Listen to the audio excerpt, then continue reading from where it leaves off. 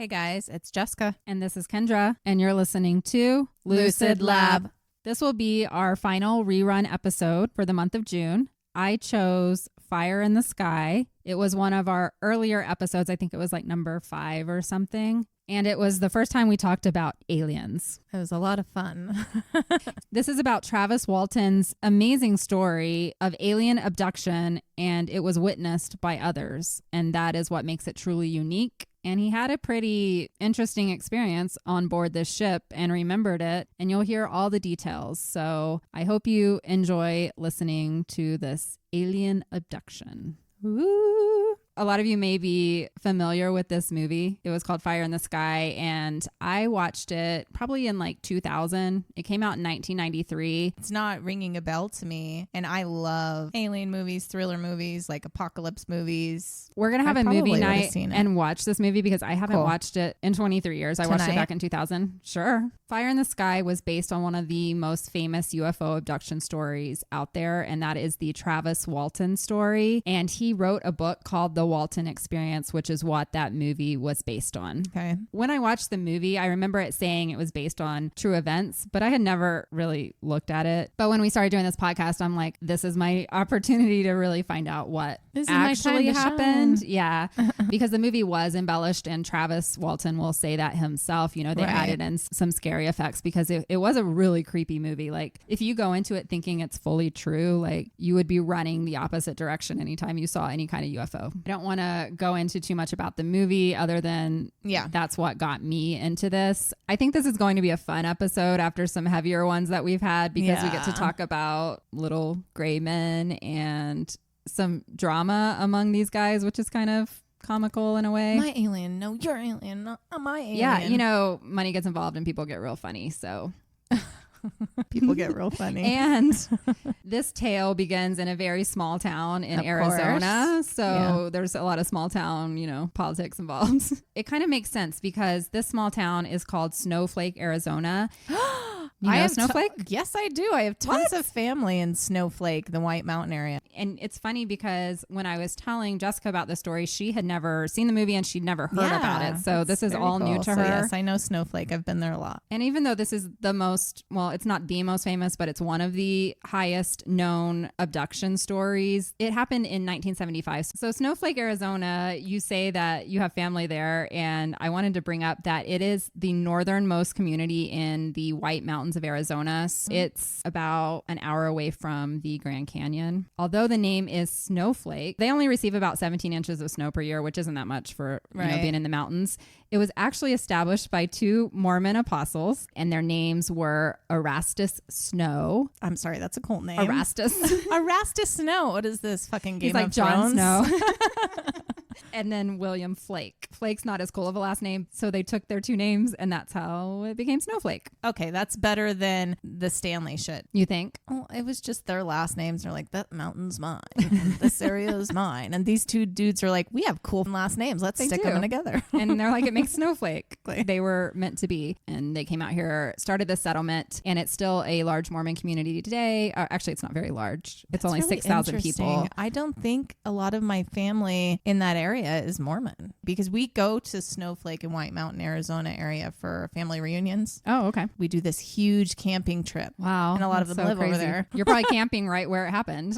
It's quite possible. Snowflake is at an elevation of 5,600 feet. So, you know, pretty high up. Mm-hmm. And it's about 30 minutes away from the Apache Sitgreaves National Forest, which is actually where our story will take place. The Apache Sitgreaves National Forest is the largest stretch of ponderosa pines in the world. You know, when I think of Arizona, and I think, you know, listeners who maybe have not been to Arizona, you think of like desert. Yeah. But there's a large part of Arizona that's up in the mountains, and it starts kind of at the Grand Canyon and goes up into the northern part and then into New Mexico, Colorado. So there is a lot of forest there that is untouched. And when I was researching this, it sounds like this area and this small town has seen UFOs for years, and they continue to cite them in that area today. Okay, cousins. Yeah. If you've seen aliens in Snowflake or in the White Mountain area, please let me know. Just going through the story, you realize why people don't want to get notoriety for this. A kook. Yeah, that's what you're known for your whole life, and it never leaves you. I feel like a lot of that hopefully is changing. I feel like I have certain discussions and can talk about certain topics that maybe would have been more taboo. Yeah. Even like 10 years ago. Our minds are more open, and then the internet. People can corroborate stories easier now. Exactly. And don't feel like isolated. In places like TikTok, where we can see people from other countries and actually see what's going on. Think about this. In the 1970s, Snowflake, Arizona had a town of less than 2,000 people living there. All my family. Just kidding.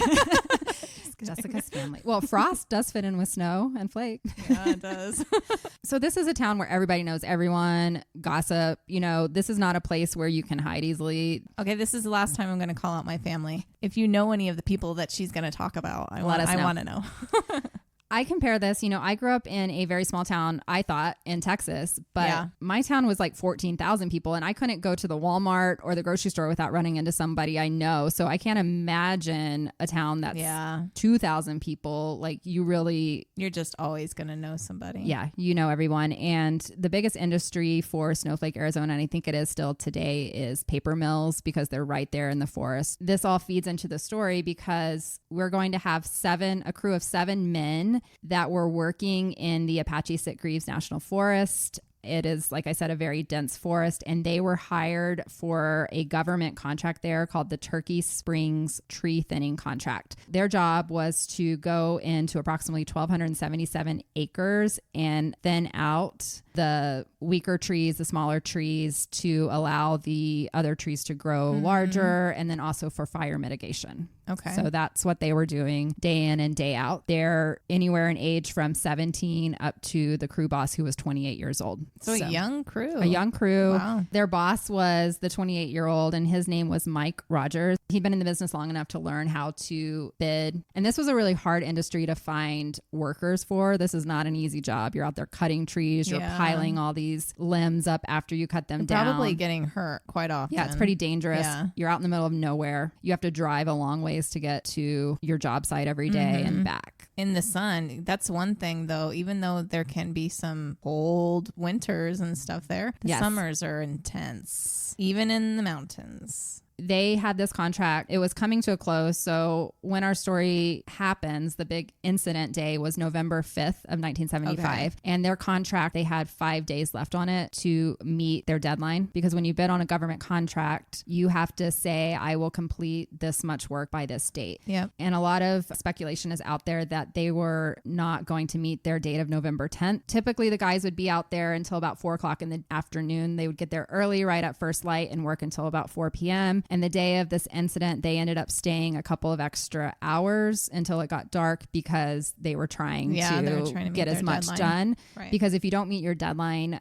when you have a government contract, they start docking the pay. As you can imagine, the government's probably pretty strict. Yeah. It was said that this contract that Mike Rogers got for Turkey Springs was the best contract profit-wise he had ever had. So he was very excited about this. He was struggling to find big enough crews to complete all of the work that he wanted to do. Like I said, by November 10th. This day, on November 5th, it was a group of 7 men that he had gathered together. So Mike Rogers as the crew captain, and then his very close friend, Travis Walton. He had been one of his longest crew members. He'd worked with Mike off and on for about 6 years. He was actually dating Mike's sister, Dana, so they were connected that way as well. Mike, being the crew chief, also was the main driver. So these 7 guys would all pile into one truck every day to drive into the job site. Yeah. And they all lived in the Snowflake, Arizona area. And to get from Snowflake to the Turkey Springs site was about an hour to an hour and a half drive. So about 45 miles. And these are desolate roads. These are not nice highways or anything like that. Once you get into the forest, you're driving over like roads that were made just for loggers. So the other 5 men that joined Mike and Travis were Kenny Peterson, and he was 25 years old, and he was also good friends with Mike Rogers. They had known each other since grade school. Steve Pierce was on the team, and he was the youngest. He was 17 years old, and it sounds like he was kind of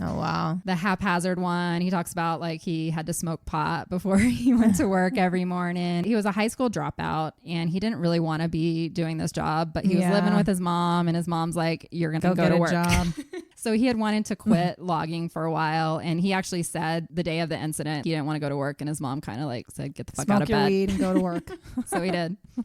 He also had a little bit of, and this will play out for their whole relationship because they're all like in their 60s, 70s now. He bragged about getting a touchdown with Dana Rogers, who was... What's a touchdown? Apparently he got a touchdown with her on the local high school football field. That's sex, right? Yeah. Gotcha. All right. At one point in high school, I homeschooled myself. So you don't know all the... It just took me a minute. Was it on the 69 line? You're a late bloomer. Touchdown. I don't know if he actually did. A bunch of dudes working together, like the egos are coming out. Oh and my I think God. they just like to rib each other. So I had an experience with that last night. When some of them get together, it's just like, are you actually real with that person? Or it's just like this bro fest of look at my stuff. Look at my stuff. Look at my stuff. So some of that shit was going on in this group of guys. And I'm going to have all kinds of stories as they get older too. So as you can imagine, because Steve Pierce liked to tell Travis that he was getting touchdowns with his girlfriend, Travis and him were not besties. So that was Steve, and he's a real interesting guy. You'll hear about him a little bit more. And then the other three guys, one was John Goulet. John had a lot of sisters. Oh. That the guys all seemed to want to date. And then touchdown. Well, just kidding. It gets real confusing because Travis is married to Mike's sister. Okay. But Mike then married John's sister. This is after all this. Yeah, right? after all of this. But they're all connected because small town. Right. And then John Goulet had a couple of other sisters, and the guys dated his sisters. And when I was reading about this, it sounds like a bunch of them even maybe lived together at some point because they weren't making a ton of money and a small town, and they were sharing the dudes are like, well, you have together. Some sisters. And then the other two members, one, his name was Dwayne Smith, and he was the newest member of the crew. Nobody really knew him very well. And he had been brought up by John Goulet from Phoenix because they needed some extra help. And this guy was 6'6". He was a big dude. He was hired because of his size, I think. They needed like some brawn. Branches. And Steve Pierce, the jokester 17-year-old, liked to refer to him as Herman Munster. Who's Herman Munster? Oh my God, you don't know the Munsters? Are you talking about Addams Family? No, the Munsters. It was a whole other show that came out around the same time as the Addams Family. I used to watch them. I think it was on Nick at Night, if you even know what that is. I'm one of six kids. We had one TV. I don't know who was using it at the time. And it was about a family of monsters. The main dad was a Frankenstein that was really tall, and he had like a green, typical Frankenstein Maybe look I just to him. didn't want to watch that. I do remember the Dinosaur Family. That was like in the 80s. So the Munsters was probably like in the 60s. Early 70s. Then that would explain why. When I watched it, it was in black and white, and it was like old for me in the 80s. So that's why it was Nick at Night. Yeah, exactly. Let's put this on. I think very slightly you'll start to notice just the teeny bit of difference between our ages. But it's also just probably based on like what our parents introduced us to growing up. The last member of the crew, his name was Alan Dallas, and he's probably the most controversial one. He sounds like like Dallas. I mean, he sounds like he was quite the football player. No, he was like the troublemaker. Just trying to keep tying back football into this. I don't think he hooked up with any of the sisters that I read. Oh no, actually he did marry one of John's sisters. I should have read the notes ahead of time. He hooked up with her, but then he married her. He married her, so it's okay. Alan Dallas was kind of the hothead, I guess, in the group, and he had been in fist fights with almost every guy on the crew. Mike Rogers tells a story about him chasing Alan Dallas down about 2 weeks before the incident occurred because Alan Dallas came over to visit Mike and stole some car parts, and then Mike chased him down, and then he was like, give me the car parts back. They must have been small car parts. They were like headers for, I don't know anything about cars, but they were headers for some sports car or something. And he chased Alan down, and they got in a big fist fight and all of that. So this is a group of guys who work together because they need money, but they're not like tight friends or anything. Okay. But they all ride together in this one truck. And it was called an International Crew Cab. And they described it in 1975 as being old. So it was probably like a 60s version. And it was a crew cab truck. And then they had like wood boards along the back to hold all their stuff in. It was a very crowded spot. And they would sit 3 up front and 4 in the back and drive an hour and a half each way. Yeah, seatbelts were not a thing back then. So they were like all crammed in. It was a Wednesday, November 5th, 1975. For the 7 men working in the Sitgreaves National Forest, it was just another work day. There was nothing in that sunny fall morning to foreshadow the tremendous fear, shock, and confusion they would be feeling as darkness fell that evening.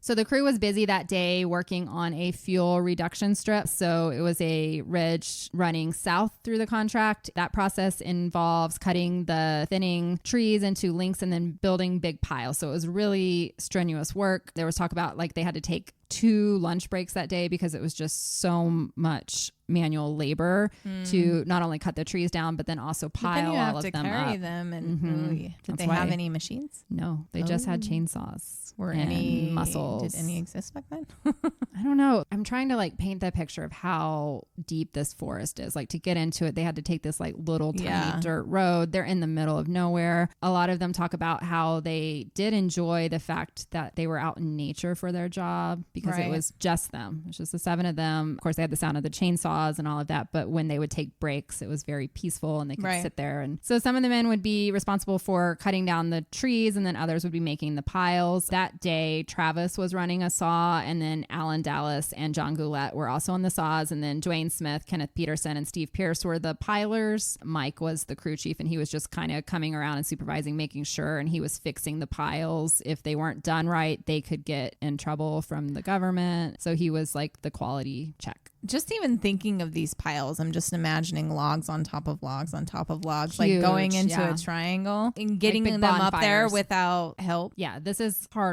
work. I just see all of them like rolling away and you dying. Am I picturing it wrong? Are you talking like more teepee style, or are they like laid flat and then on top of each other? They were kind of laid triangle? flat on top of each other is what it sounds like. And so these are like the weaker trees and they're just piling them up. I don't know if they would burn them later. I don't know exactly. I didn't research a lot about the logging industry. I want to know more about that, Kendra. I'm sorry. So in Travis's book, which is where I took a lot of this information from, he said that Dwayne Smith, he was the newer, Herman Munster guy. He was saying that, Dwayne was inexperienced and he kept kind of getting in the way. So Travis was trying to direct him so that he didn't get smashed. Once again, this is dangerous work. If you're in the wrong path and somebody's sawing the tree, like the tree could fall on top of you and you're dead. Yeah. Travis did mention that Steve seemed to be moving slow that day. And he mentioned, he was probably nursing a hangover or high on pot. Once again, they didn't think much of each other. That's Steve. Steve, anytime he could, would take advantage of just sitting on a nearby log. Sounds like a 17-year-old.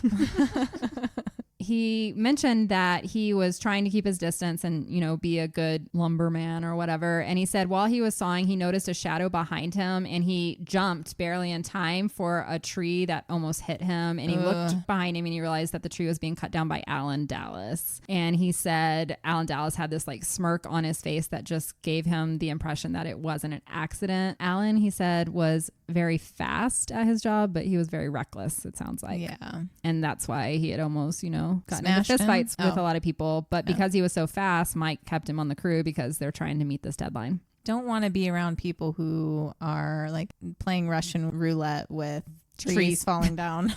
And you're in the middle of nowhere, nowhere close. The closest town was Heber, Arizona, and it was about 15 miles away, but it would take them about 30 minutes or more to drive there. Yeah. Because of the roads. They were coming to the close of their shift. As I mentioned earlier, they were working about 2 hours later than they usually did. So sunset that night was at 5:45 p.m. and they kept cutting until the waning light. So at 6 p.m., they got the whistle that it was time to leave, and they loaded up all of their chainsaws, their gas and oil cans into the back of their 65 International crew cab. Okay. They loaded into the truck, and the way that they would sit is that they would put the non-smokers in the front and the smokers in the back, because this is the 70s when everybody smoked. A whole 2 feet between you. Makes all the difference. Right, it does.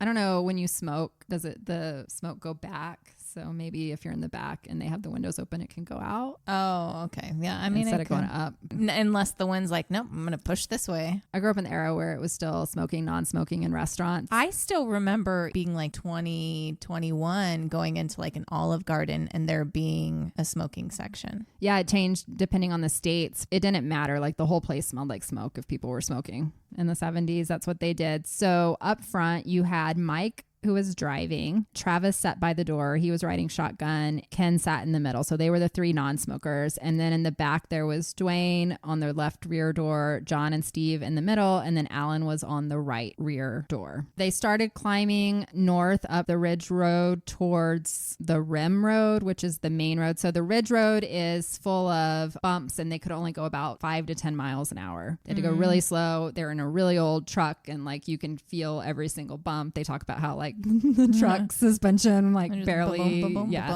So they left around 6:10. They were planning to be home to Snowflake by 7:30 at the latest. They had the windows open because they were hot from working all day, and then also to filter out all the smoke from the back seats. That was nice of the front driving people to let the backseat smoker smoke. They're not usually driving home in the dark. They're just joking about all the sounds that the old pickup is making. And they're like, oh, are we going to make it out of here? Ha ha ha. And as they're driving, Travis sees a light coming through the trees on the right-hand side. It's about 100 yards ahead. And at first in his mind, he's like, maybe it's the glow of the sun. And then he remembered, wait a minute, the sun went down. Oh. Yeah, for a while. Then he's like, well, maybe it's hunters because it's November 5th and hunting season has started. He's thinking like a hunter's blind where you set up like a little, do you know what a hunter's blind is? It's like is it up in the trees? Yeah. Yeah. Okay. So he thought that, or maybe, you know, some people's headlights as they were setting up camping because it's 100 yards away. They can't really see. They just know there's a glow, which is odd because they're typically the only people out there. And they're also on a road where there shouldn't be another car. So this road leads into the Rim Road, and the Rim Road is where all the campers and hunters would usually be. So it was odd to see lights. So they're the side road. It's hard to describe this without seeing a map. So Travis sees the light, but he hasn't said anything yet. But he notices that all of a sudden everyone kind of stopped talking. So he kind of looked back and realized the 2 guys in the back on the right hand side were also seeing the light. Everybody's just like quiet, like what the hell is that? Questioning, what is that? So they continued to drive up. They're 5 to 10 miles an hour. They got up to an area where there was more of a clearing. It wasn't like a full clearing, but they could see. And all of a sudden he said Alan was the first one to be like, what the hell? So they saw this glimmering light coming through the trees, kind of blocking their vision, but they could see a yellowish brilliance, and it was coming out about 90 feet above where they were. And he said it started to come out onto the road. As they kept creeping forward, they couldn't quite tell what it was. One of the guys in the back, Dwayne, said, I don't know what that is. Maybe a plane crashed and it's hanging in a tree because it's high up. And they're just trying to figure out like, what could this be? They said, Mike, keep going. And he crawled up just a little bit. And at that moment, Alan yelled, oh my God, I think it's a flying saucer. They all stopped. They were paralyzed with fear. And he said, Mike actually turned the engine off, which I think is kind of odd, but they wanted to just stop and like, they didn't want to get closer to it. So it was kind of like this panic situation of, do we want to keep going towards it? Or maybe do we want to hear, maybe the car was just loud. It's a way to tune in on your senses. Yeah, I would understand turning the car off. So I mean, not to get away if you need to get away, but yeah, I think they were all just kind of in this state of like, is this really real, what we're seeing? And also Mike's driving, so he can't really see because he's driving straight forward. He sees a light, but he can't look at it. So I think he also wanted to shut off the engine so he could lean over and look out the window himself. They turn off the engine. They're all just sitting there watching what they think is a flying saucer. The men on the left side of the truck were leaning over. They were trying to, you know, get a good view. Where they stopped, it looked like the flying saucer was about 100 feet away, not very far. I mean, that's right there. You don't know where I'm pointing, but across the street. And so they're stopped. They turned off their lights and they're trying to be probably inconspicuous and just watch and see what this saucer is going to do. Travis, for some inexplicable reason, and he doesn't really know why, he opens the truck and jumps out. He wants to get closer. There's always going to be one of us. All of the guys are like, what the fuck are you doing? Basically, get back in the truck. But I don't know which one I would be. Travis will say, you know, it was amazing. I wanted to, like, how often do you have this experience? He just wanted to get out and look at it from below. They weren't going to move any closer to it. So I think he thought he could like creep up on it maybe and get a better view. Right. Nobody has cell phones back then. Nobody has a camera. You know, he just wanted to see what this was. And I wanted to go chase what I saw a few weeks ago. I actually did turn around with my daughter when we tried to go back and they were gone. So the truth of the matter is, like, you don't know how you would react in a situation like this. it's kind of the fight or flight. You know, some of these guys were frozen in the truck like, oh my God, there's a flying saucer. And he's the guy that's like, there's a flying saucer. This seems really cool. I want to go see more about it. I think that also plays into like, would you be interested or like scared or like, who are you as a person? I think those are like those interesting types of moments where you find out who you are. It's true. And I want to bring some context too. Like I mentioned earlier that in this area, a lot of people had seen UFOs. And so this was maybe also, they'd heard stories before. I think so. And he had grown up here. He's from Snowflake. And also there had been rumors about like the government doing sting and helicopter flights and things like that. So I think he probably just wanted to get out and confirm, like, am I really seeing what I think I'm seeing? Right. That's how he describes it. And he even says to this day, he's like, I don't know what possessed me to get out of the truck. And a lot of times he regrets that he got out of the truck, but he did. Okay. He got out and he started creeping towards the craft that was floating. I think it's so funny when we just say craft. I literally only think of like arts and crafts when we only say craft.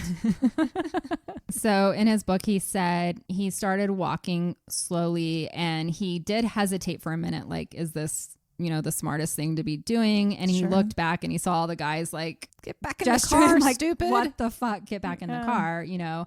He realized what he was doing, but he was also like enamored and being pulled in by it. He was like, I reassured myself I can always run away. I'm just going to get a little bit closer. I just have to see this. So he continued his approach. He said he moved slowly, cautiously as he entered the halo of the light. So he got right underneath where the light was emitting from the spacecraft. Okay. He said he could feel the yellow light and he stared up. And what he describes is he saw an unbelievably smooth, unblemished surface of a curved hull of a spaceship. Okay. At that point, he was just in complete fascination and awe. His mind was blown while looking at, am I really seeing this right now? What are you supposed to do after that? Be like, all right, cool. See you later. There was a noise coming from the ship. He said it was a blend of low and high-pitched mechanical sounds. Kind of. Perfect. Okay, good. Perfect recreation. He said there was a blend of low and high pitch. So he could hear the high pitched mechanical sound right above him. But then it was also this low pitch that he said was so low. It was almost like a vibration. You could feel it more than you could hear it. You know what I regret saying? A couple episodes ago when I mentioned the experience of my daughter and I walking back to our house and we heard that noise. Yeah. I was trying to say that. What he's saying here? That there, with the click click noises that we were hearing, it was almost like this heavy feeling and this like a hummy vibration noise that was going along with it, like as its base. And so Travis describes it this way in his book. And then in the interviews with the other 6 men, they also mention feeling a vibration, not necessarily like hearing the sound, but feeling it. So while he was standing under this craft looking up and hearing these sounds, he felt a swell in the sounds, almost like in his mind, he thought the craft was trying to take off. Upkeep. Yeah, like should I try another like turning noise? The engines on. Like they're like, oh shit, there's 6 guys or 7 guys here. We're gonna get vacuum them up. He felt that, and then he heard the men from the truck yelling, "Travis, get back here!" Yeah. At that moment, a light shot out of the craft. They all say that it was a blue-green ray, like a long just tunnel of light that shot out from the bottom of the craft. It hit Travis right where he was standing, and he says he remembers nothing but a feeling of, in his mind, it would be like what it felt like to be electrocuted. So that's what he felt. And then the guys sitting in the truck see Travis lifted up and falls back about 10 feet. So the beam comes out, it hits him, and he's thrown back like 10 feet. So like an electrocution. Yes. And he was thrown, and he doesn't remember anything at this point. He just blacks out because everybody else has witnessed. He said the men in the truck saw my body arch backwards, arms and legs outstretched, and the force of the blow lifted me off the ground, and I was hurled backward through the air. They all saw his shoulder hit the ground, and then he just laid there limp and motionless.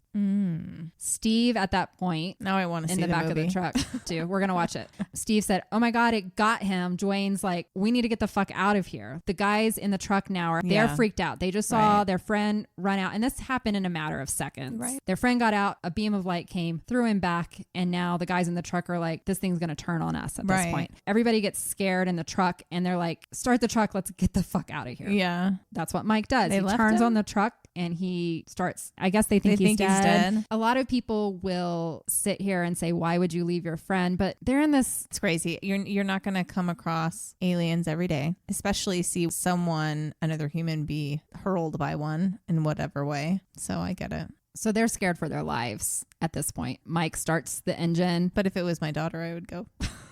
Well, that's why I wanted to bring up when I talked about this crew, they're not like brothers. Right. They're like, I'm not risking my life for you, dude. And I think that's what you have to remember here. It's a coworker. Yes. And you've got 6 men who are now feeling they're about to get turned on by this spacecraft. They saw their friend just. Exactly. They think he's dead. So Mike turns on the engine and hauls the fuck out of there as fast as he can, which he says is only about 30 miles an hour. And even that is reckless in this truck on this road because the road is so bad. Yeah. And he's going top speed, 35 miles an hour to get to the main road so that perhaps they can find help. And as they're driving off, Mike Rogers says he looks in the rearview mirror and he saw the spacecraft or the light take off and go much higher up and leave. At that point, he sees the light dissipating and he's like, okay, we're not in any danger. Let's go back. And he stops the truck and they're in a clearing area. The way that Steve Pierce says is he's like, and we got our balls back. That's good. They just went. He's like, once we got our balls back, we decided we should probably go check on Travis. Guess I'm going to make a lot of noises this episode. I appreciate this. None of the guys will admit to this, but some of them said that they were crying, they were scared, but these are some really tough guys. They don't want to admit to that later, but they were all having mental breakdowns. I can imagine. I mean, seriously. You just saw a flying saucer come down and take one of your friends or kill one of your friends is what you would think. Kick them like a football. Exactly. Touchdown. So they all started talking about what they saw. And they were like, oh my God, this Blu-ray just shot out. It hit him. Do you think he's still alive? Did it disintegrate him? Disintegrate? Yeah. They saw him fall back and hit the ground. They're like, well, he's just a puff of ashes now.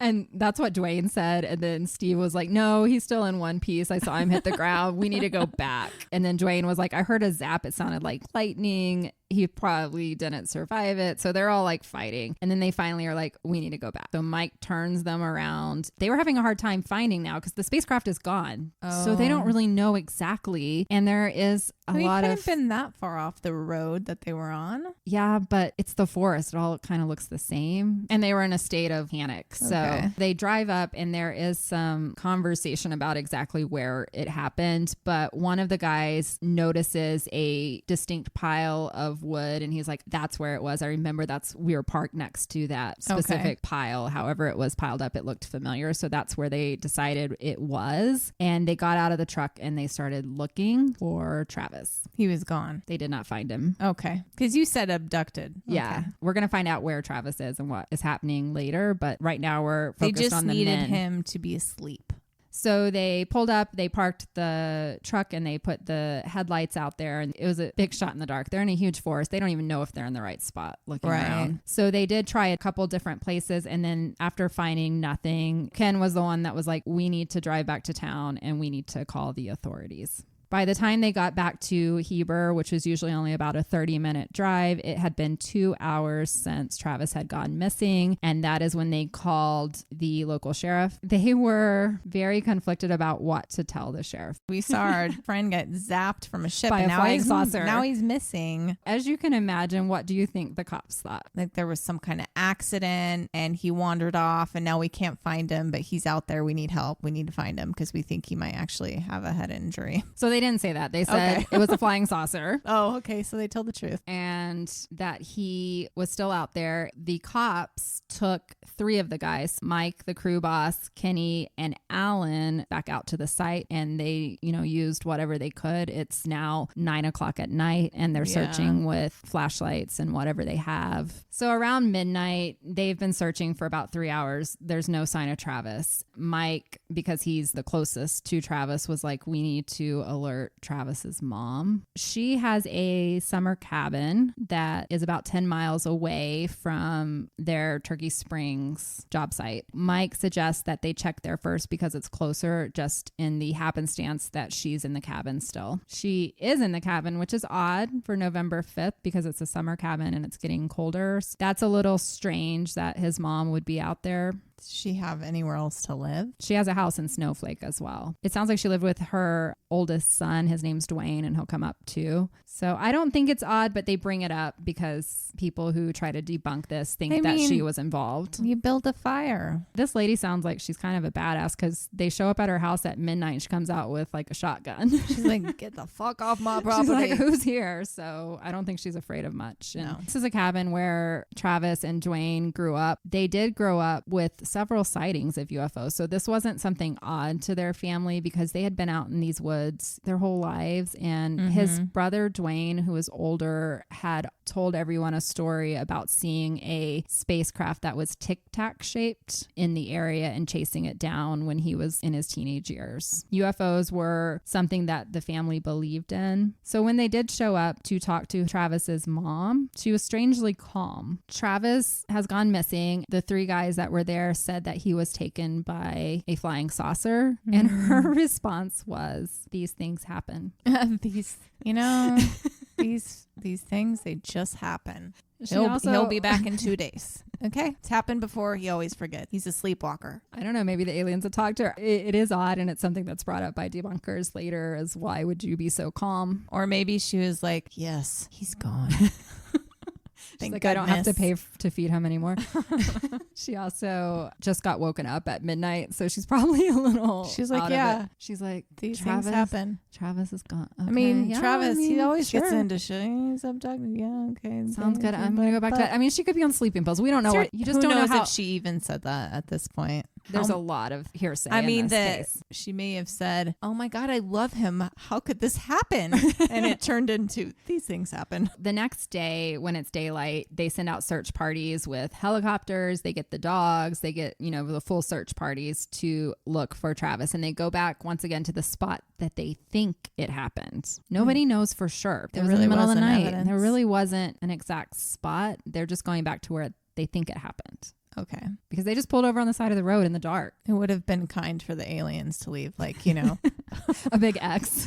His actual body, outlined, scorched in the earth. So they can find nothing. They searched about a 5-mile radius. They found no footprints, no clothing, no indication that this event ever happened. But they never pulled off the road. If they had pulled off the road, they probably could have found the site. But Mike just stopped in the middle of the road. So there's nothing to really trace down exactly where this flying saucer had landed and where Travis's body could be. I will say this, and this was quoted in June of 2022. Steve Pierce said that Mike was bawling, crying, and he said if this was a hoax, if this was all made up, because a lot of people think that Mike, the crew boss, was involved as a hoax, he said he must be the best actor ever. There was no way. When they came in. Yeah, when they showed up. Travis is missing. And so when he showed up to the sheriff's office, he was beside himself and he was feeling very remorseful for leaving the site. His conscience was just stricken because he left his friend behind. When they asked why it took so long to report to the authorities, because it took them over 2 hours. Because they're in the fucking mountains. Steve said that they were all just so shell-shocked, and he said Mike was just beside himself crying. I just want to bring this up because these guys were traumatized by this, and Travis most of all, because we'll get to him in a minute. The 6 men who witnessed this, they were just Is the shocked. hoax that they weren't finishing on time and they needed a way to make extra money? That's going to be one of the theories. Okay. I thought that in the beginning. But of course, if you witness something like this, and hello, you're probably also in your mind thinking, wow, my only option are cops to deal with an otherworldly situation. Some of these guys had criminal records already for like burglary, like nothing bad, like just petty, but they're not the type of guys. They say this in one of the documentaries. They're like, we were a ragtag, rough bunch of guys. We're not going to go to the cops and be like, hey, Ted, I'm here. And they even say that. They're like, how is this going to look? Yeah. We were a group of 7, 6 of us come back and say this guy got abducted by aliens or got shot down by a flying saucer. They're going to think that we murdered him. Yeah, you did something. And that's really, I think, the reason they were so conflicted. Especially about if they got led back out there and found him in a mutilated fashion or in some kind of situation. Accused. I put myself in their mindset and I'm like, yeah, would I want to call the cops? So I think that finally Kenny was the one that was like, we have to report this because Travis is gone or he's laying out there dying right now and we could save him. Or he's wandering around trying to figure out where he is. So while Travis was missing, the first thing the cops thought was exactly what we just talked about. These guys murdered him. What's the chance of a flying saucer taking this guy away? That's just crazy. So they did a polygraph test. Oh my gosh. And it was administered by a man named C.E. Gilson. He came down from Phoenix. He was very well trained in polygraph testing at the time, as good as it was in 1975. They said that all 6 men would have to take this test, and they started with Steve Pierce. He was the youngest. The cops are approaching this as thinking it's a murder case. Sure. They think if anyone's going to crack, it's going to be the 17-year-old. But they can't immediately be like, yeah, aliens. No, they can't. Guys, you can't blame. Let's get to it. They're not going to be like the mom that's like, well, these things happen.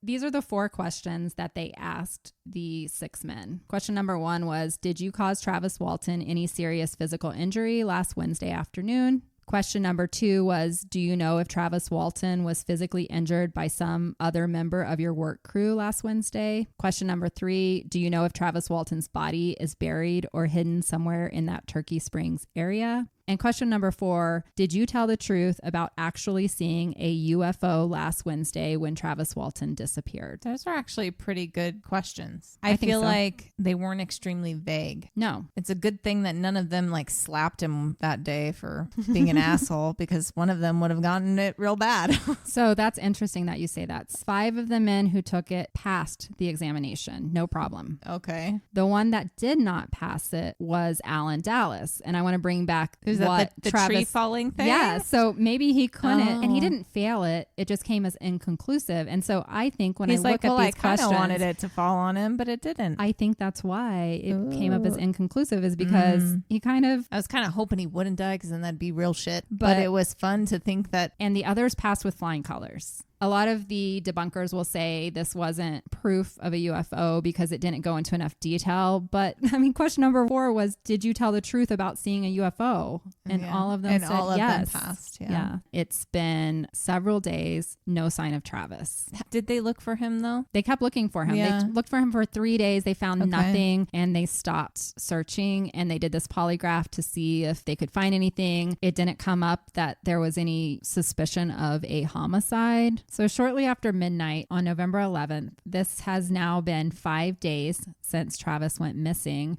His sister received a call. She lived in Taylor, Arizona. So this is kind of in the same area as Snowflake. She received a collect call from a phone booth in Heber, Arizona. And when the operator patched him through, it was someone saying, "This is Travis. I need help. Come pick me up." Oh. So she immediately called her older brother, Dwayne, and Dwayne and her husband, so Travis's brother-in-law, drove over to Heber, Arizona, and picked up Travis from a phone booth. At first, when they got the call, as you can imagine, you get a call at like midnight. Your brother's been missing for 5 days. Yeah. And someone says, "This is Travis." They thought it was like a prank. Joke. Yeah.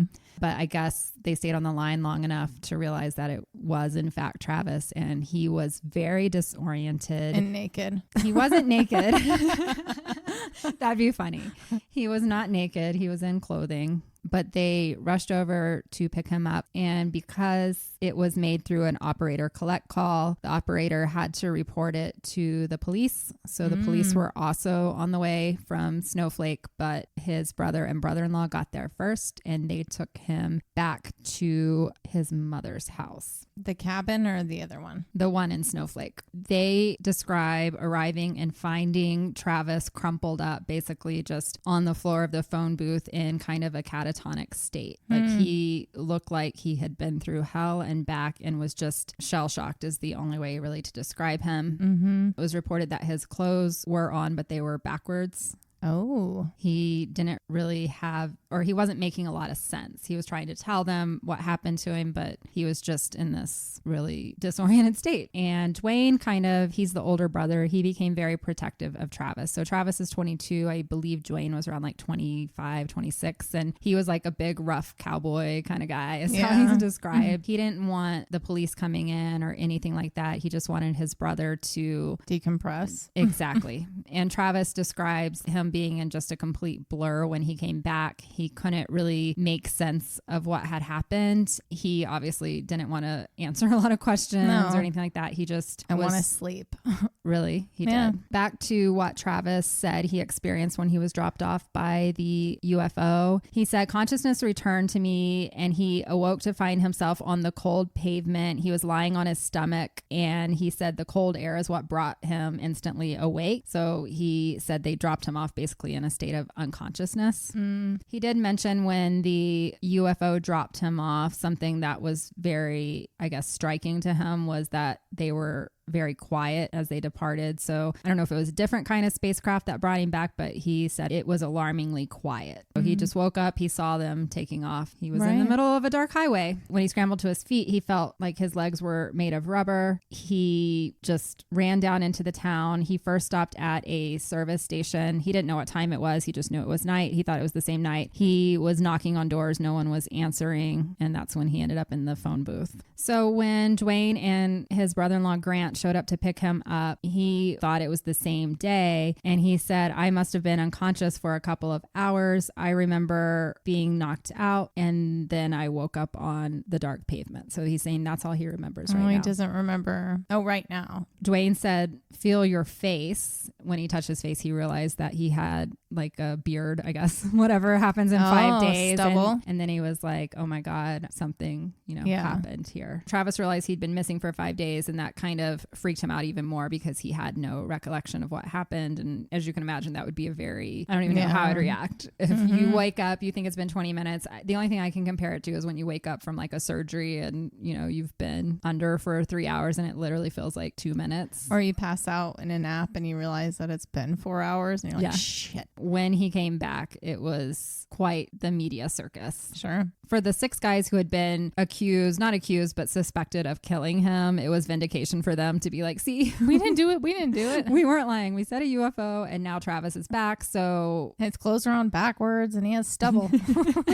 So now the question is, where was Travis? They have the story of the UFO. Travis is kind of in this catatonic state. He's not really talking and they don't know, is it true that this UFO took him? Was he just in the woods for 5 days and finally stumbled back into town? Like there was still a lot of questions. Yeah. He was taken to Phoenix to be seen by doctors and they did run a lot of tests on him. Nothing was found to be out of the ordinary except for he claims, and he has the receipts, I guess, of an EEG that was done on him. And they were saying something about his brain waves seem to be consistent with that of those who have been like struck by lightning. This was right after he came back. And this is like one of the things that he purports is proof that something happened to him. He says that when he got back to his brother's house, he took off the clothes that he was wearing and put them into like a sealed Ziploc bag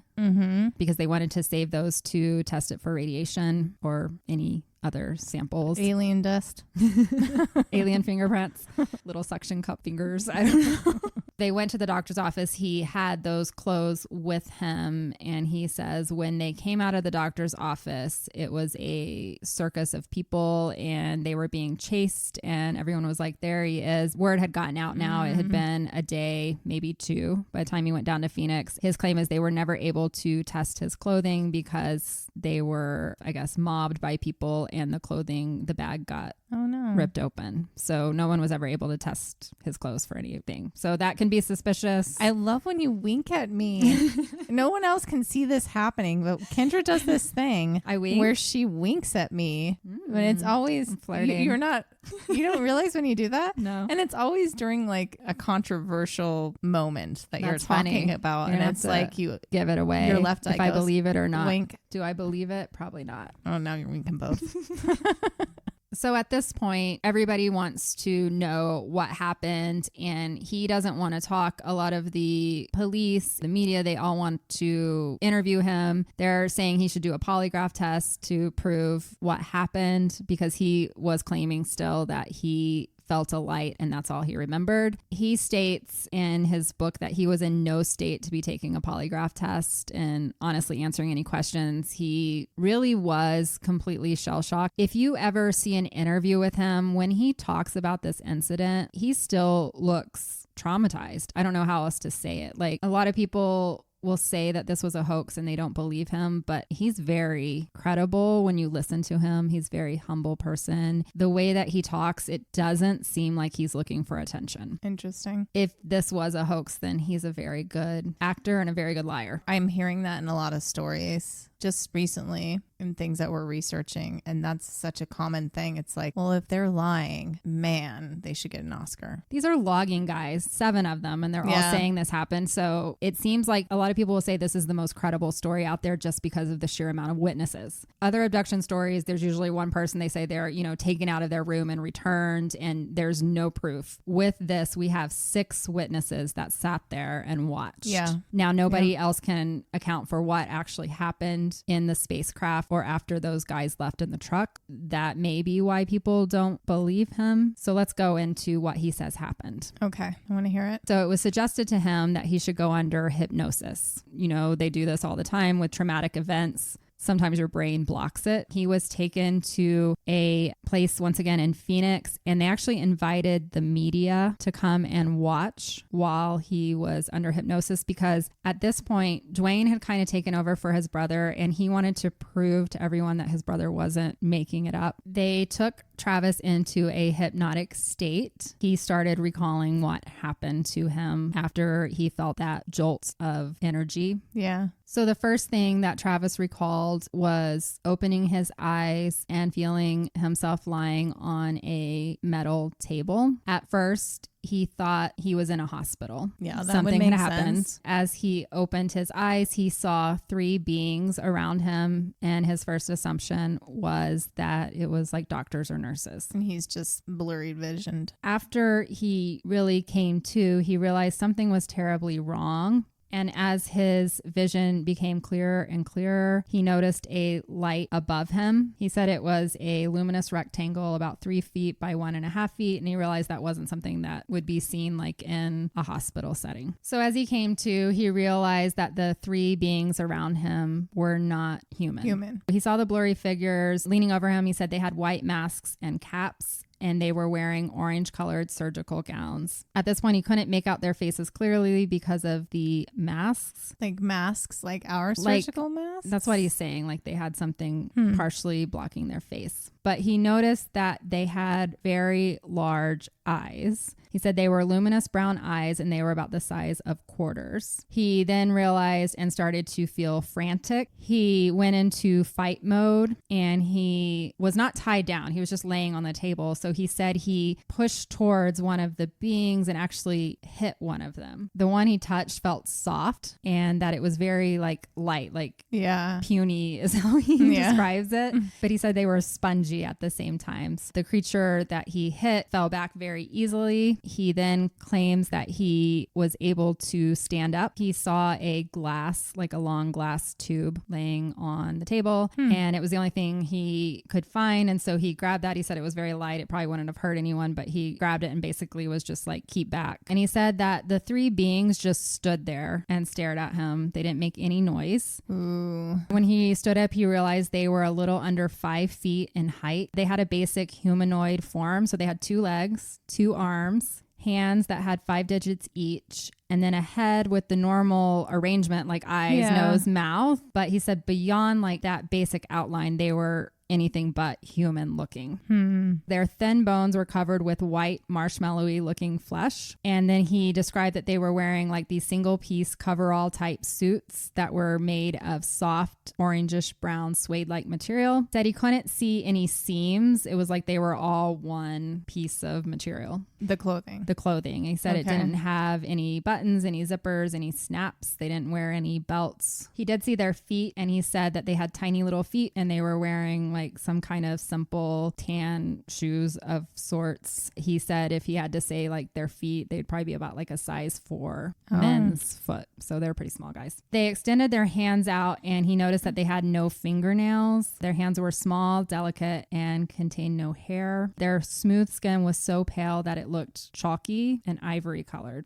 They had no hair, and their bald heads were disproportionately large for their little bodies. They had bulging, oversized craniums, a small jaw structure, and an underdeveloped appearance to their features. He called them almost infantile looking. They had very thin-lipped mouths, and he never saw them open their mouth. They were communicating in some way, but they were not speaking. So he ponders if they were telepathically. He's saying these beings are so much more advanced than us. Like they didn't need to talk. They didn't smile. They just needed to eat.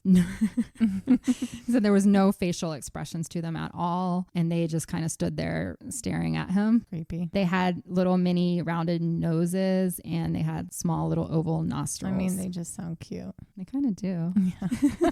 At this point, he was screaming, and he had become hysterical, and he just kept shouting questions at them like, who are you? Why am I here? What are you doing to me? As he came towards them, he was going to, I guess, try to, I don't know what he was thinking he was going to do, but he had this glass tube, and as he jumped towards them, they abruptly turned and left the room. He saw them leave the door. He was like, okay, now I know how to get out of here, but he didn't necessarily want to follow them. And he describes just having adrenaline in his body at this point. He was afraid the aliens would return. He kept watching the door, but no one came back. So he started looking around the room that he was in, and he said he noticed a tray full of strange instruments, nothing that he recognized, but he said some of the chrome-like objects reminded him of those he would see in like a dentist or a doctor's office. Typical representation is what I'm hearing so far. It sounds very much like what you would have heard in other or seen a movie. Or He claims that he waited a while and then went out of the door, and he came into another room that he said was about 16 feet across with a domed ceiling about 10 feet high. Equally spaced around the room, there were 3 rectangular outlines resembling like closed doorways. No one was in this room. The room was totally empty except for a single chair that was facing away from him. As he approached the chair, the darker the room was becoming. And he said that small points of light became visible on the walls, the floor, and even on the ceiling. So it basically became like a star map is how he describes it. Okay.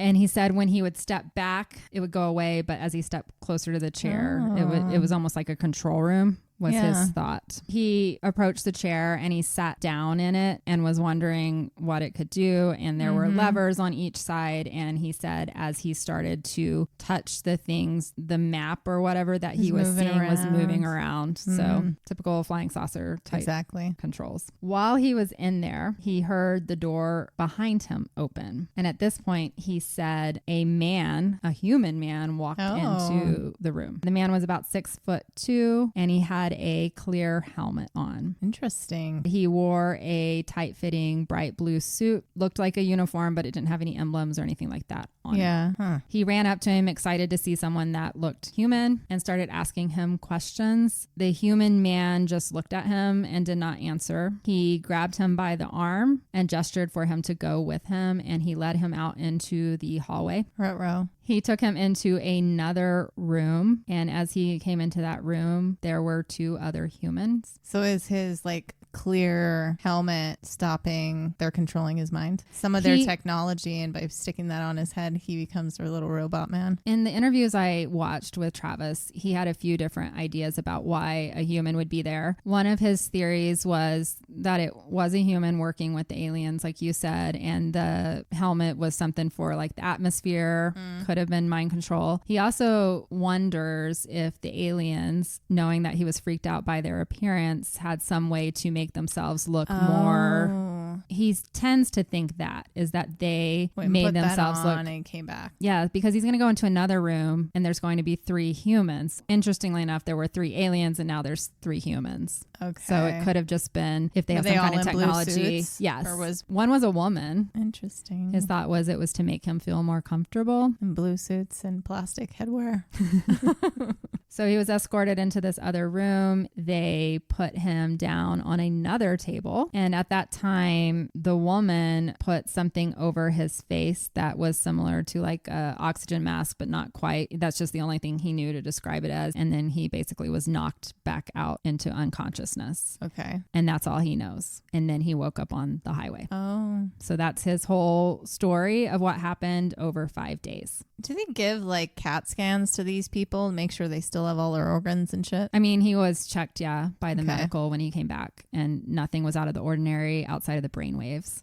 He did also have a small puncture wound on the inside of his elbow. Okay. So that was the other curious thing. His friend saw him thrown back and essentially electrocuted. Yeah. He didn't have any bruises on his body and he didn't have any signs of injury. He does say when he woke up, he felt like he was in a large amount of pain and he felt very scared. Like he felt like he had been injured when he first awoke on the table with the aliens around him. His theory to this day is that the aliens never planned to abduct him. They were, hanging out in the pasture, or not the pasture, in the woods. They were doing whatever aliens do. And they came up on them. Cows. Probably doing their sacred rituals with the cow parts.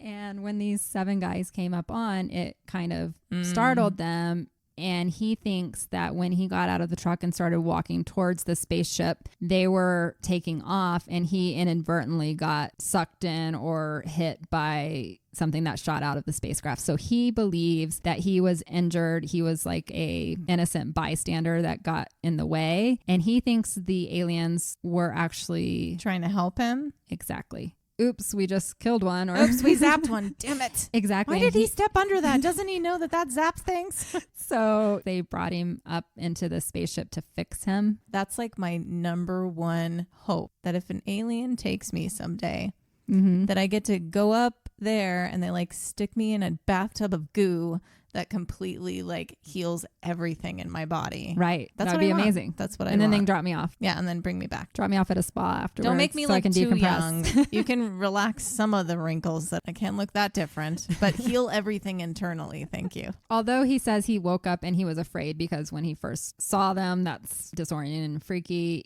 The more he's pondered over the 40-something years, that is what he believes. He's like, why else would they have brought me back? Yeah. He does not subscribe to the thought that aliens are here to harm us in any way or pick us up and probe. His aren't. You never know. They're not all here just to anal probe us. You got to think about it. There's only so many holes. They got to check out what's... like, what does this do? Where's that one go? So that is most of the story there. And now I want to talk about what happened afterwards. Yeah. It's a pretty far out there story for anyone to accept, especially in 1975. So I want to go into what proof, I guess, the 7 crewmen say they have to say that this actually happened. Once again, the only person who can say what happened up there is Travis. And there's no way. But he has taken over 5 polygraph tests. And now they're saying polygraph, schmolygraph. Yeah, I'm going to go into one of the best ones that he took and all the questions that they asked him. Okay. I don't have an answer on this, if it happened or not. I just want to present everything that I could find. And then, like we say on all of our episodes, you get to decide for yourself. You get to decide. I want to start with a quote that Travis Walton said. I was nicknamed the reluctant celebrity. I never liked being considered a celebrity or the attention that came with it. Along with the burden comes a certain amount of responsibility. He said lots of people are afraid to speak about what happened to them, UFO abductions, and he thinks him speaking up helps others to feel vindicated. And I saw an interview with him, I think it was in 2015 for his documentary. Once again, the guy comes across so likable, very humble. And he even says that he's like, I'm here to speak for the others that are afraid to say what happened. He never left Snowflake. Like he stayed there. He swears to this day that this is what happened to him. Only reason he wrote a book and did any of like the movies or anything like that was because he felt like he needed to get this message out there. I'm sure the money helps, but it's not like you're saying this stuff to begin with. You're going to be like, yeah, I'm going to make tons of money being the weirdo. I think that's really interesting too, because 7 guys are involved. Yeah. And none of them wanted, national notoriety. And you definitely don't want to be known as the UFO abductee. Right. It's not a cool way to become famous, I guess is what I'm saying. And that's essentially what he has said over the years. He's like, I wouldn't wish this on anyone. Yes, he got some money out of it. It would be a very high price to pay to make something like this up in my mind. The only thing that comes to mind is if there was a similar thing that happened that they were all aware of. They were up on the clock of finishing this project and they were going to get docked money. It happens to be on a day where they're working late. They're probably really tired. They're not going to meet their deadline. And maybe they did get high and they're like, dude, that dude in Florida talked about, look at him. Now he's on TV and shit. Let's do that. That is something that has been brought up. Okay. So 2 weeks before the November 5th abduction of Travis Walton, there was a movie that was released about the famous abduction story of Beth and Barney Hill. Let's talk about that in a little bit because I have a lot of information about debunkers and the skeptical side of it. So I'm going to start with what Travis and the 6 other crewmen said happened and the proof that they have that their story is true. And then we'll go into some of the theories about if it was a hoax and motivations behind that. Media flooded into the town and Travis Walton did become an overnight sensation. The National Enquirer was one of the first on site and they actually brought in polygraph people. If I remember right, they helped pay for the hypnosis. Okay.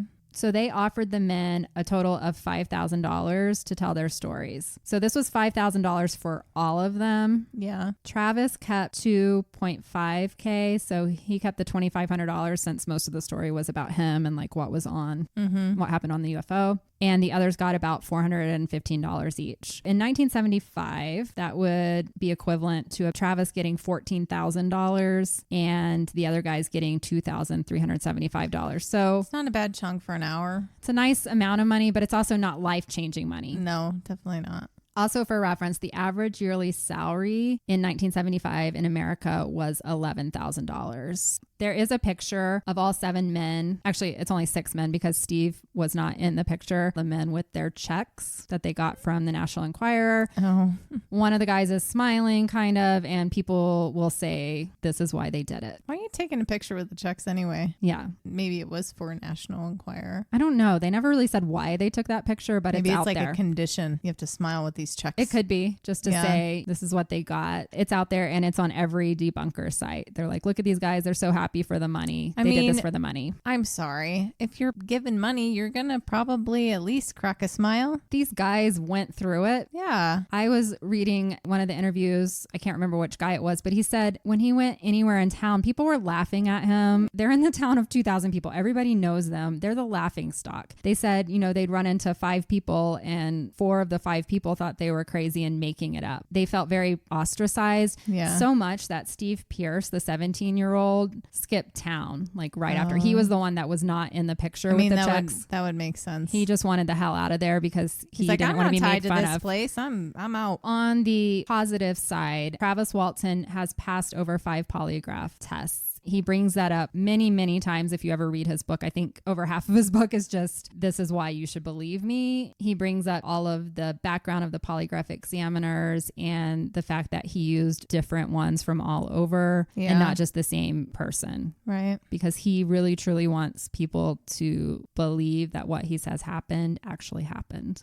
Walton was also known to be of high character. There was no reason for him to... He wasn't the loony of the bunch. He wasn't a loony in town. A lot of interviews and everything say Travis seemed like a really honest guy. He wasn't the kind of guy to just make stuff up or lie. He had no criminal background. Like, he was overall just a good, guy who did logging for 6 years. And imagine how annoying it would be to keep something up like that. And they still to this day say... And that's all of them with separate lives and all that jazz. Yes. And we'll go into where they all are now and what they have said over the years. But Travis has never wavered from his story. And every time he's told his story, it's been the same. He's 70 years old now. Like, if his story was going to change, I think it would by now. I mean, the last interview I listened to was from 2019. He was on the Joe Rogan Experience. Oh. And you can tell he's an older gentleman. He struggles to talk real fluidly, or I don't know how else just to say a bit it. jittery. Yeah, but he's still recounting the same story he has everywhere else. Once again, he seems like a really likable, credible guy, just normal dude. So the other thing that they wanted to do to try and prove that this happened was to get radiation tests done in the area. They go back to the area, but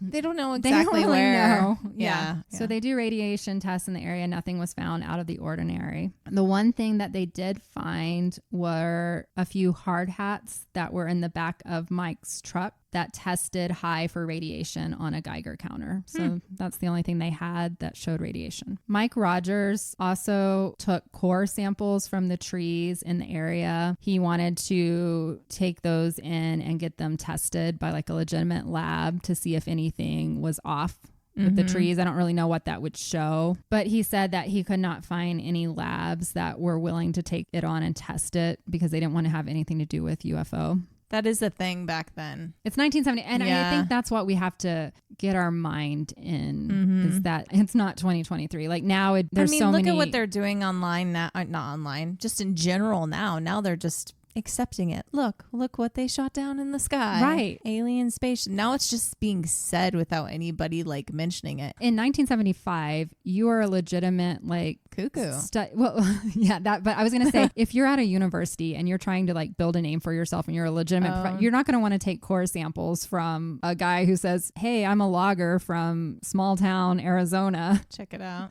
There was a UFO. Will you test this and give me the report? Like, they're not going to want to associate their name with the UFO conspiracy. That's true. In 2015, things were a little bit more open. Yeah. They did a 40th anniversary documentary called Travis, The Real Story. It was about an hour and a half long. During the filming of that, they actually had a expert on trees come in, and they went to the area and they did a core sample. And the area that they believe this happened has now gone through a fire. Oh. It's definitely changed from, when they were there 40 years ago. But they did find some trees there, and they were able to locate some unusual growth patterns. So where Travis and the crew members think the craft was, they took a core sample from the tree, and there are different growth patterns that would have happened if you know how to read tree rings and everything like that. They're saying that at one moment in time it started growing faster, and they don't know how to account for that. And I'm probably not explaining that really well. I get what you're saying, that they're looking at the rings and then there's like a distinct line, and all of a sudden, instead of it growing being twice as fast, a quarter of an inch apart, it's like, and it's only on the one side of the tree. So it's growing like haphazard, like kind of in how does that work though? It's ovular rings. shape. Oh, if that makes sense. So the side of the tree that was where the craft supposedly landed is growing at a faster rate than the side of the tree that was not exposed to where the craft landed. So it's almost like the backside of the tree. It's like the tree has a growth.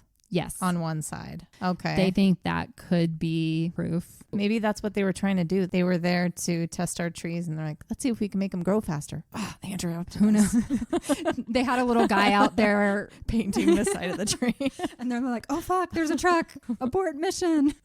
One of the theories that I heard Travis Walton bring up, and this was brought up on the Joe Rogan interview, he said that this area of the forest, this is the second highest location for lightning strikes in America. The first one is in the Everglades, Florida, Interesting. And he was I've said interesting way too many times today. So when lightning strikes sand or dirt, it can form glass. Kind of. He didn't theorize this on his own. It was with another scientist, and I didn't write this down. This is just me recalling from his interview. He thought that perhaps the extraterrestrials were interested in why this area had more lightning strikes, or they were looking for the mineral or whatever that is created by the lightning striking the sand or dirt that's around. Let's talk about the polygraph examination. So he had a naysayer named Mr. Jerry Black who said that he made the whole thing up. Travis approached him and said, I will take a polygraph. I will answer the questions that you want me to. So this was in 1993. So this is,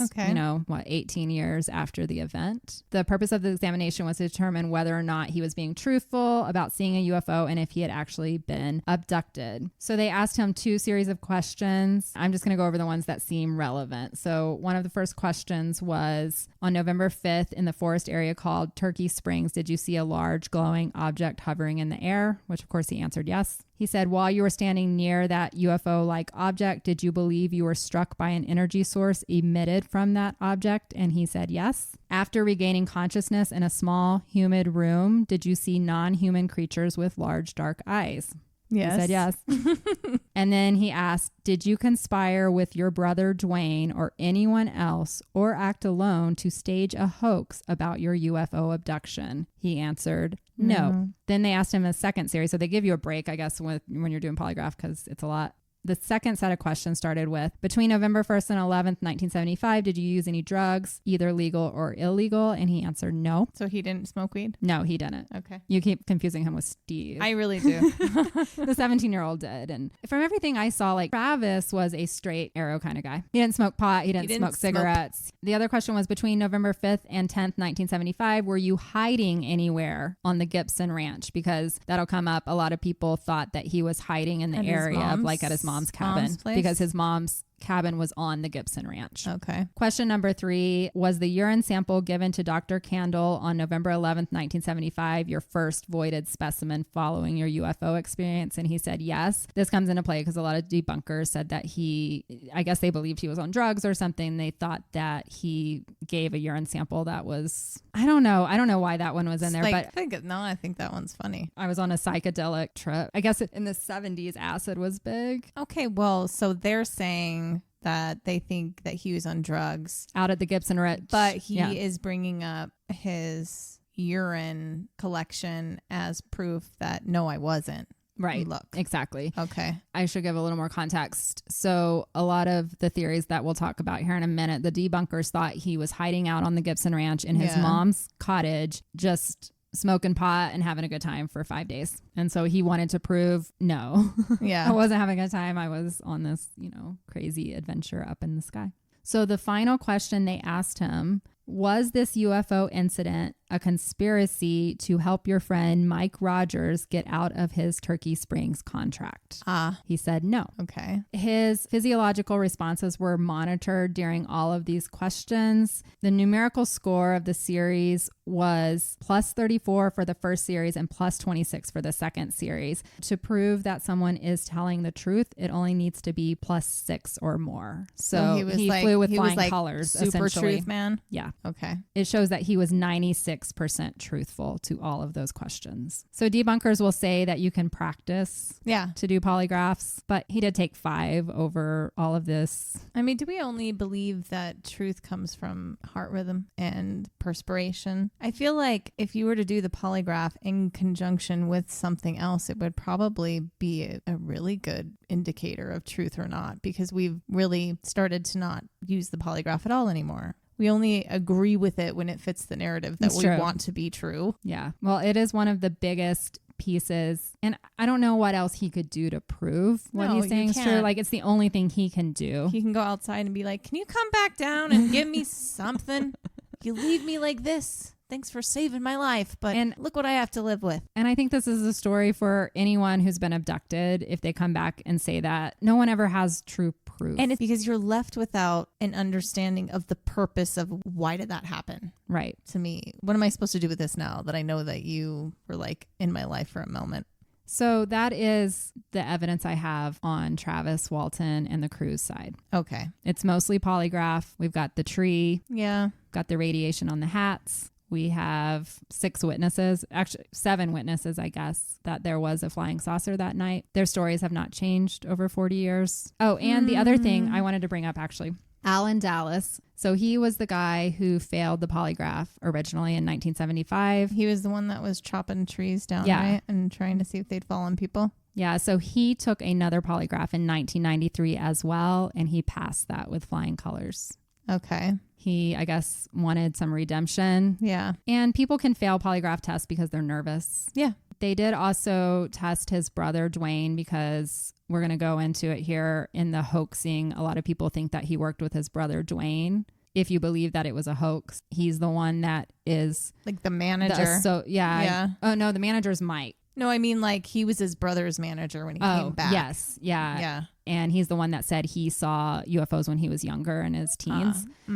A lot of people think that they like concocted this together, and Dwayne has also passed several polygraph tests. In 1975, when they were going in to take the polygraph test, Steve Pierce, the 17-year-old, again, he was one of the most vocal, so I keep bringing him up. He said he was afraid to take the polygraph because he was afraid that they would use it however they wanted to say that these guys murdered him. He remembers going in and being like, they're going to lock me up. I'm never going to leave. They're not going to believe me, and I'm going to be accused of murder. He was being a smart kid. Yeah. So let's play the devil's advocate now, because that's your favorite thing to do. Yeah. And I think I've been playing that a while. Yeah. You've already been bringing up some of the things that are going to come up. Yeah. So there were 2 main theories, and they were brought up by 2 different people at different times on if this is a hoax. So the first person, his name is Philip Klass. He is a famous debunker. He basically challenges anybody who comes out and says they've seen a UFO or they've been abducted. That's kind of annoying. And that's brought up in the documentary, actually, is that when you are looking for the truth, you have to come in as an unbiased person and be open to listening to everything and then coming to a conclusion. So Travis and the people who believe Travis, because a lot of the UFO community does believe Travis, they always bring up that Philip Klass was just that guy that's like, I'm going to prove you wrong. He's coming in already like, you're a liar. Travis said that Philip Klass did all of this research and he never once talked to Travis.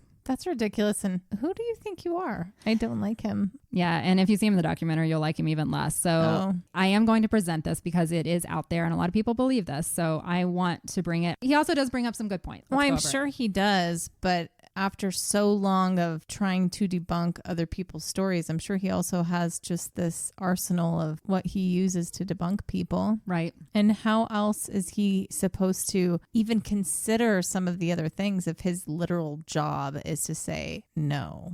Yeah. And if you really want to go down the rabbit hole, which we kind of did at the beginning of this episode with conspiracies, are there people out there that the government hires to go and debunk everyone? And so there's some thought that Philip Klass, I mean, he could have been working for the government to just try and make everyone look crazy. Debunks, they kill, they silence, and then when it fits their agenda, they go, oh, it's okay for aliens now because we have this other shit we need to do. So like let them know that aliens are real. So here is his theory on why this was a hoax. The motive was Mike Rogers had submitted to the bid in spring of 1974. He had underbid everyone else by 27%. But remember, Travis said earlier, and Mike corroborated this, that this was the highest payment per acre he'd ever gotten. Yeah. Philip Klass is saying basically Mike Rogers bit off more than he could chew. He took on this contract. It looked lucrative money-wise per acre, but he was getting to the point where he realized he was not going to be able to complete it. That was coming up on November 10th was his deadline. And so his belief is that Mike and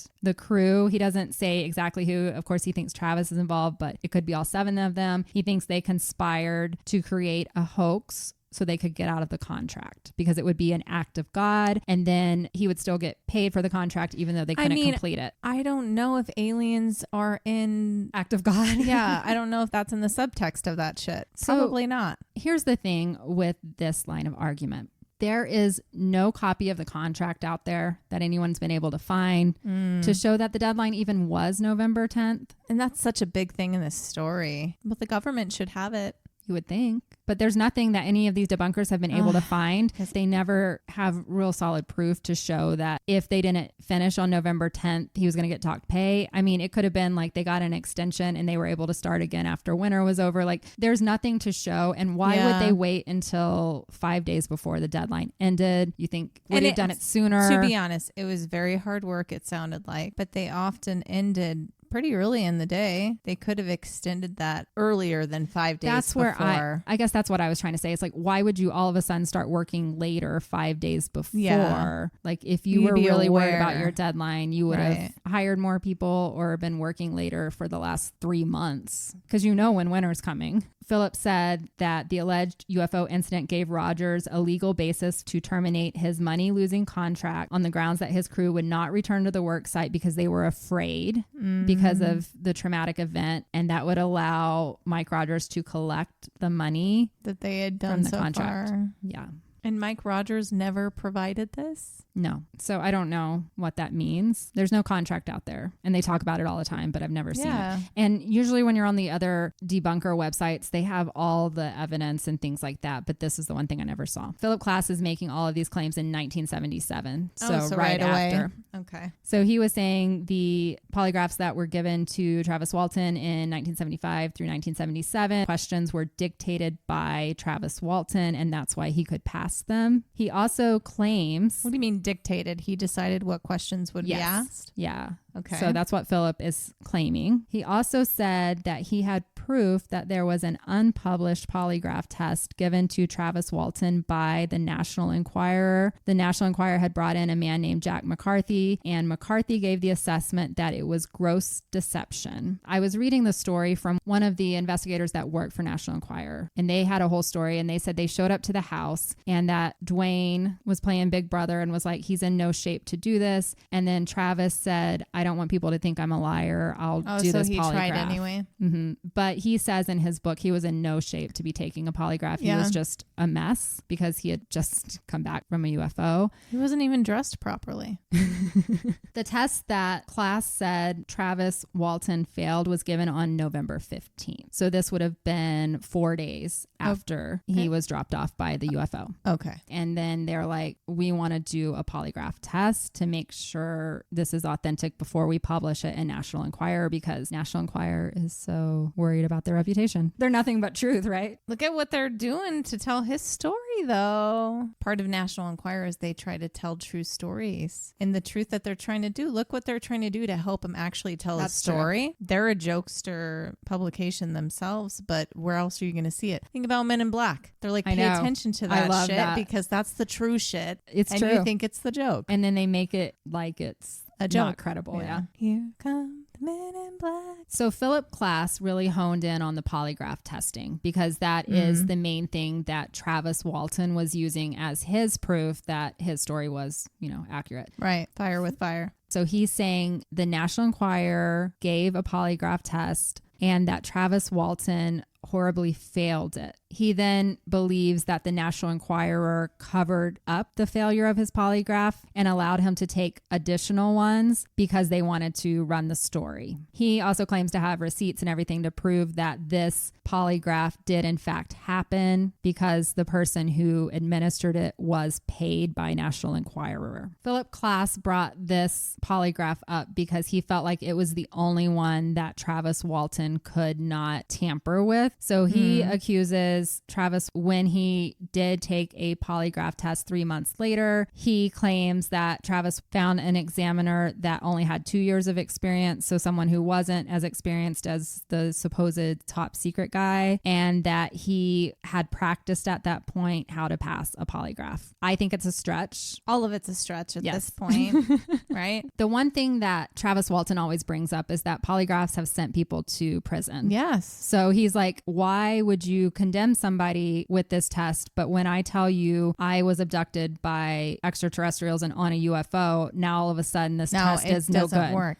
Like I was saying, it's like whatever the narrative is that you're trying to prove, you're going to use it in some way. This is why I have a hard time, because every time I listen to Travis Walton talk, he makes a lot more sense to me. I know. And he feels like he's just trying to get people to believe him. What is your big fucking problem? I got abducted by an alien. Live with it or don't. What do you want from me? So the other thing Philip Klass likes to bring up is that his mom didn't seem to care that her son was abducted by aliens. He likes to bring up the fact that the family and the crew members just didn't seem that concerned that Travis was missing for 5 days. Once again, they were probably kind of in, I don't know, denial, shock. What are you supposed to say? Like, how's the right way to react? I think about this a lot. If something were to happen to someone that I love and they were to go missing, what would be my initial reaction? Especially if you're just showing up to my door at midnight, like his mom, you know, and they say something. I don't know if I would scream horribly or you don't pass know. out. I think we need to give people more grace. Yeah. And I also think that when someone is missing, and this is not just in this case, this is, you know, when there's missing children or there's missing family members, people are shoving microphones in your face and you're not multiple times a day. You're going to handle much of your grief privately. You're going to hold your shit together for the most part, and then you're going to go cry, bawl in your bed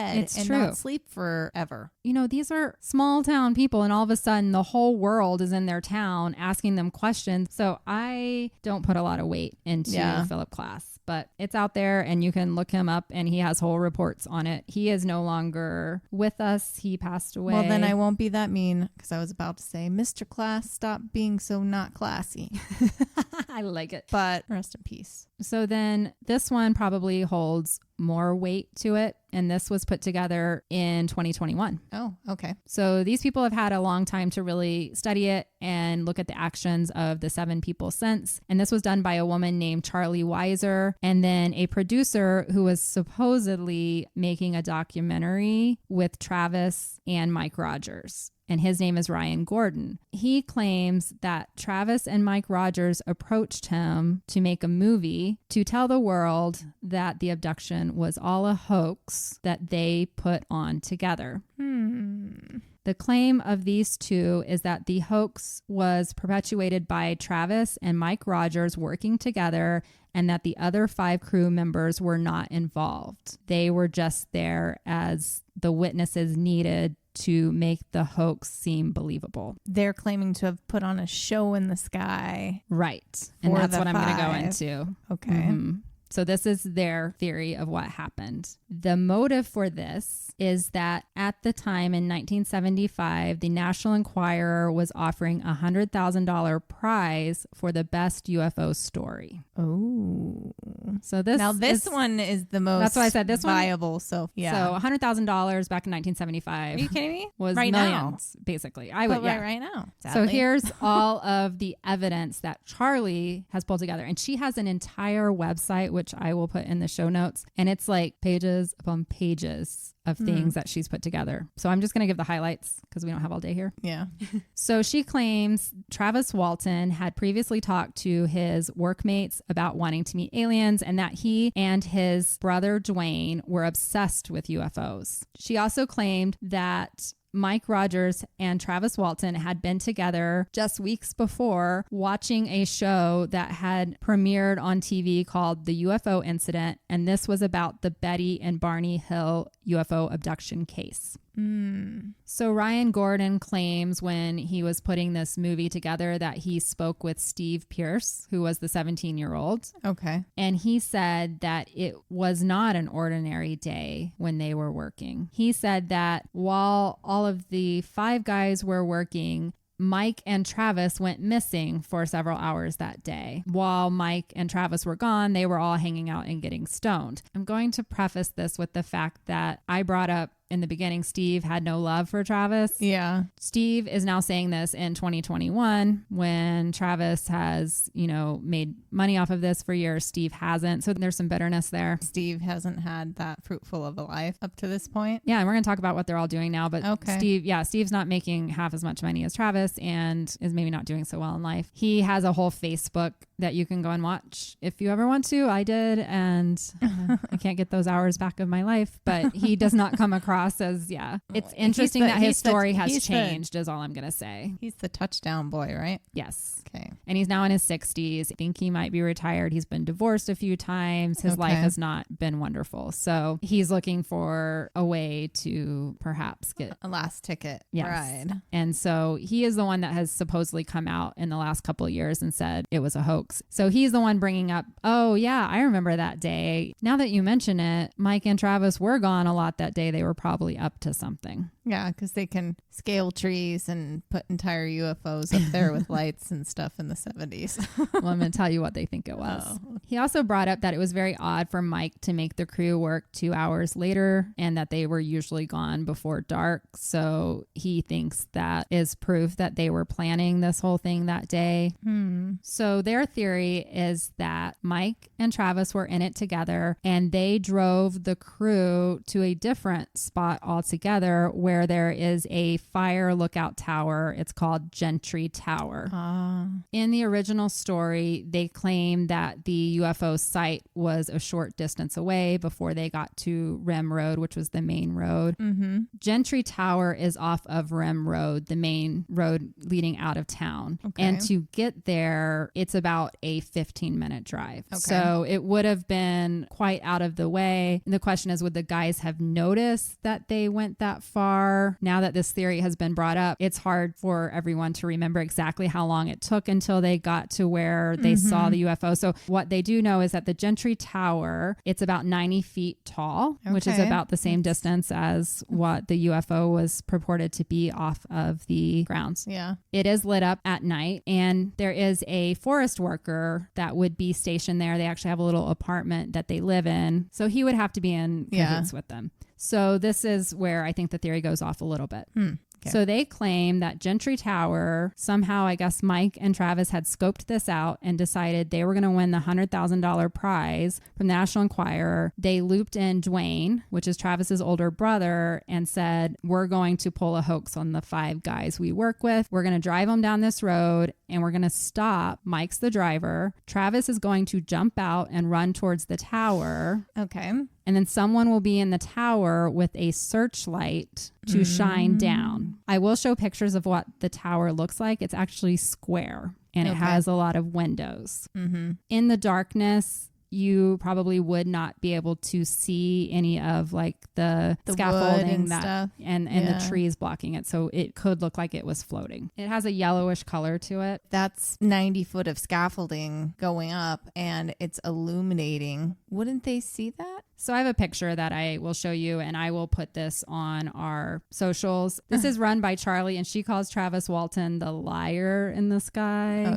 So a pun on fire in the sky. The guard tower is kind of a square shape and you can see windows. And to me, you can see the stairs. I don't know, like there would have to be a lot of trees in the way to hide the scaffolding. They would have had to be out there at night to figure out exactly where to park the truck for it to look like a UFO, in my opinion. I think it's a stretch because what I'm seeing here too, they drew some things. So it yes, doesn't look like that. So here is her theory, is that Mike was the one leading the crew, and when they went in to talk to the cops about what the craft looked like, Mike was the first one to speak up and say that the craft was pie shaped. So she thinks he kind of led the witnesses, influenced their memory in some way. Yes. So that is her theory. I don't know. I'm looking at it. I feel like you would be able to tell. Have they never seen a freaking tree tower thing before? So you would think these guys working in the woods, like this is their job. They've seen, I can't imagine this is the only tower in the area. No. They've driven the Rim Road before. Things, like, right? Yeah. I would think that they would know what that is. But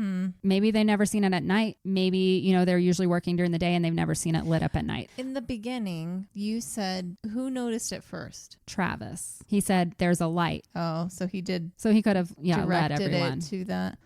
Well, yeah. I mean, that's the best theory so far, but based on the picture and what they drew and described, that's not what it looks like to me. So here's the other thing. It is a stretch. A U.S. forestry worker would live in there for 5 days at a time. So either they would have to know when that forestry worker was not going to be there, or they would have to know the person working that week and get them to join in. Charlie's theory is that that is why Mike and Travis were disappeared during the day, is that they went over to the tower to check in and see if the worker had left for the day. And then Dwayne, which is Travis's older brother, would have climbed up and gotten in there somehow and set up a searchlight. Like, there's a lot to think about this. And then they would have had to set up a generator to do a large searchlight. But then they sped off. Then why would they not be able to find this thing again? And then whoever works in the tower, if they had to speed off and they left a searchlight on and something that zapped him and made him fly 10 feet, why didn't they find that again? And whoever works in that station, they could have come back and been like, dude, it was like ransacked and they had these lights on and what the fuck? And so that doesn't make sense to here's me. her claim. Okay. I'm just trying to put it out there. So Mike drove the crew there. They already had this planned out. Travis jumped out. He did some kind of signal, and then his brother knew to put the searchlight on him. And then as soon as he fell back, Mike knew that he needed to act like it was a problem and drive off with everyone so that Travis could then go climb the 90-foot tower and stay in the apartment for 5 days. Then when the crew of 6 stopped and Mike said, we have to go back and get Travis, he then took them back to a completely different spot. Okay. And so they went back to a different spot and they wouldn't have seen the tower. Or they could have turned the lights off on the tower at that point once it happened. I still think it's a stretch to assume that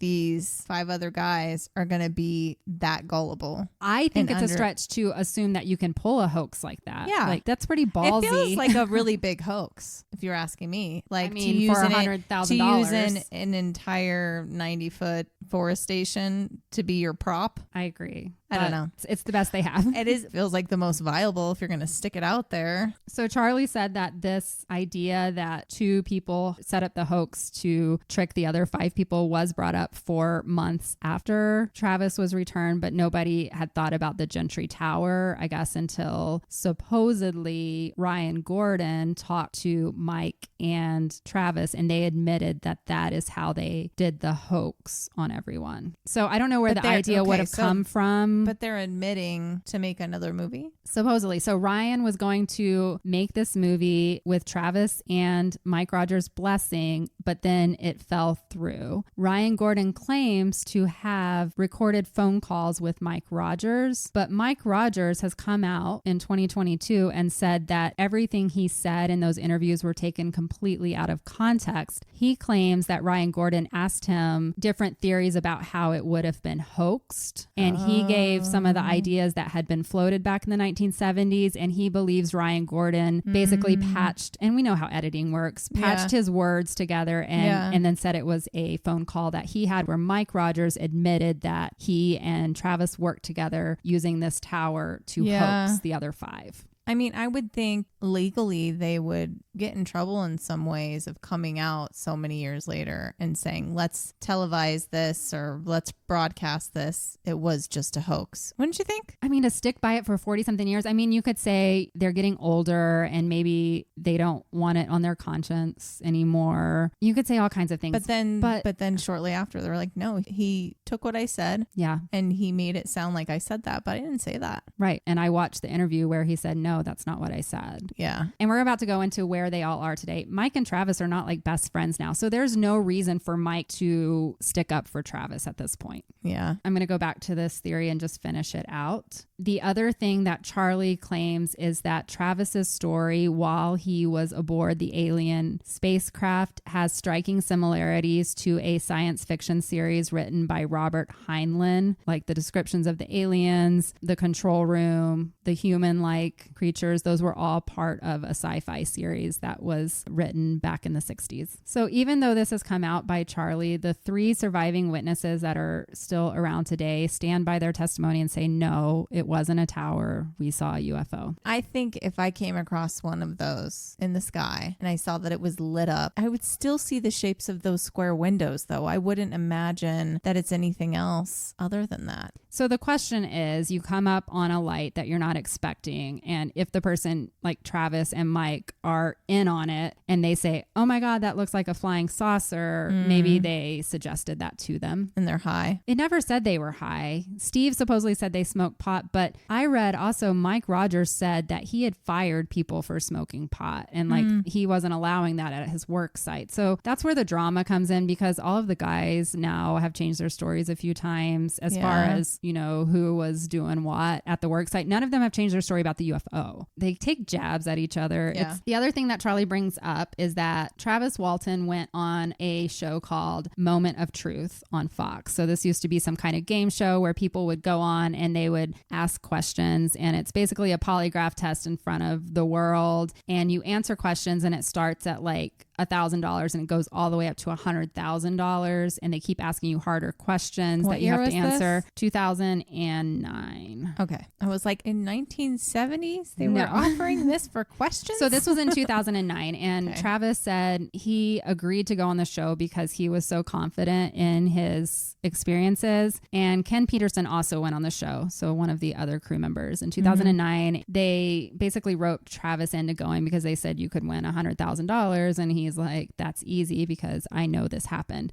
So they asked him 15 questions, and the final question was, were you abducted by UFO on November 5th, 1975? He said yes right away, and it popped up on the screen and they said he was lying. He had answered every other question correctly, and actually Ken Peterson was asked the same questions and he passed all 15. So, well, I'm sure it's reality television, and he's in the moment. This is the last question for $100,000, and his heart does something, whatever they go off of, right? You're right, because he's on TV. Yeah, there's a million reasons why that could have been read wrong. Here's the theory, and Travis Walton was like completely just flabbergasted that he failed, and he has several people have come forward and examined this show, and they said they should take it with a grain of salt because this is a reality show. So they ask a lot of questions, and they have people that come on there and they say, you know, one of the questions that they brought up was, do you find your husband's brother more attractive than him? And the girl goes, no. And they're like, you're lying. So it's a reality television. Yeah. So he felt like he was brought on and duped to basically make it look like he was super credible. And then at the end, when he answers they needed that drama. Exactly. They compare it to like a Jerry Springer type show. Or Maury Povich. Just died. Yeah. Oh, that's right. R.I.P. Jerry Springer. I heard that he was actually a really, really kind man, and I did too. Super cool in his real life. So I don't put a lot of credibility into this Moment of Truth. It was on Fox. Like, come on. In 2009, some people bring that up and say this was the, you know, defining moment that we knew it was a hoax, but whatever. That's all I have on that side. I just want to now catch up where everyone is today. Okay. Because they're all oldies now. They are. So Travis is still alive. He is 70 years old. He never left Snowflake. He still lives in the area. So my family has to know him. Is somebody that lives in that area? Because it's still a small town, you said? He lives outside of there. He did marry Dana Rogers, who was his girlfriend, Mike's sister, and they're still married today. Well, that's good. She stood by him all that time. Yeah. And he is reportedly worth about $7 million today. That's nice. Yeah, it's nice for him. This moment did change the course of his life. He, you know, attends UFO conventions. He even hosts his own in the area where he lives. That is called the Skyfire Summit. Oh. He just had one for the 40th anniversary in 2015. He does interviews.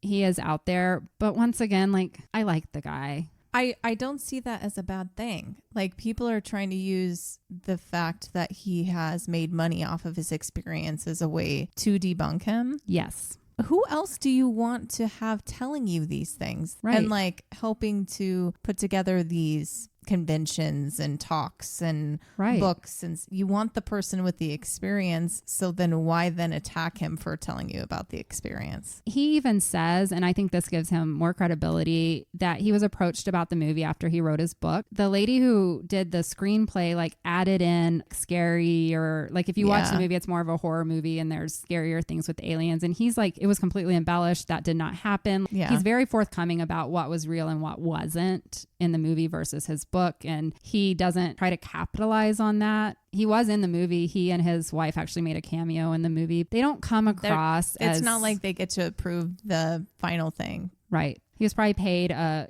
flat fee. And Travis has brought up in several interviews that he just feels like this happened to him so that he could bring his story and make others feel like they're not crazy. He comes across very genuine. I don't know. Like, how's his health now? Does he get updates? Yeah, maybe he's going to live forever because they cured anything else that was wrong with him. I don't know. He's never reported any other interactions with extraterrestrials or seeing UFOs. Kind of makes you then believe his one theory that they didn't mean to hurt me, so they tried to fix me and put me back. I kind of like that idea. Is just he was just collateral damage and they had to damn fix him. Rabbit. Right. Put his leg back on. Exactly.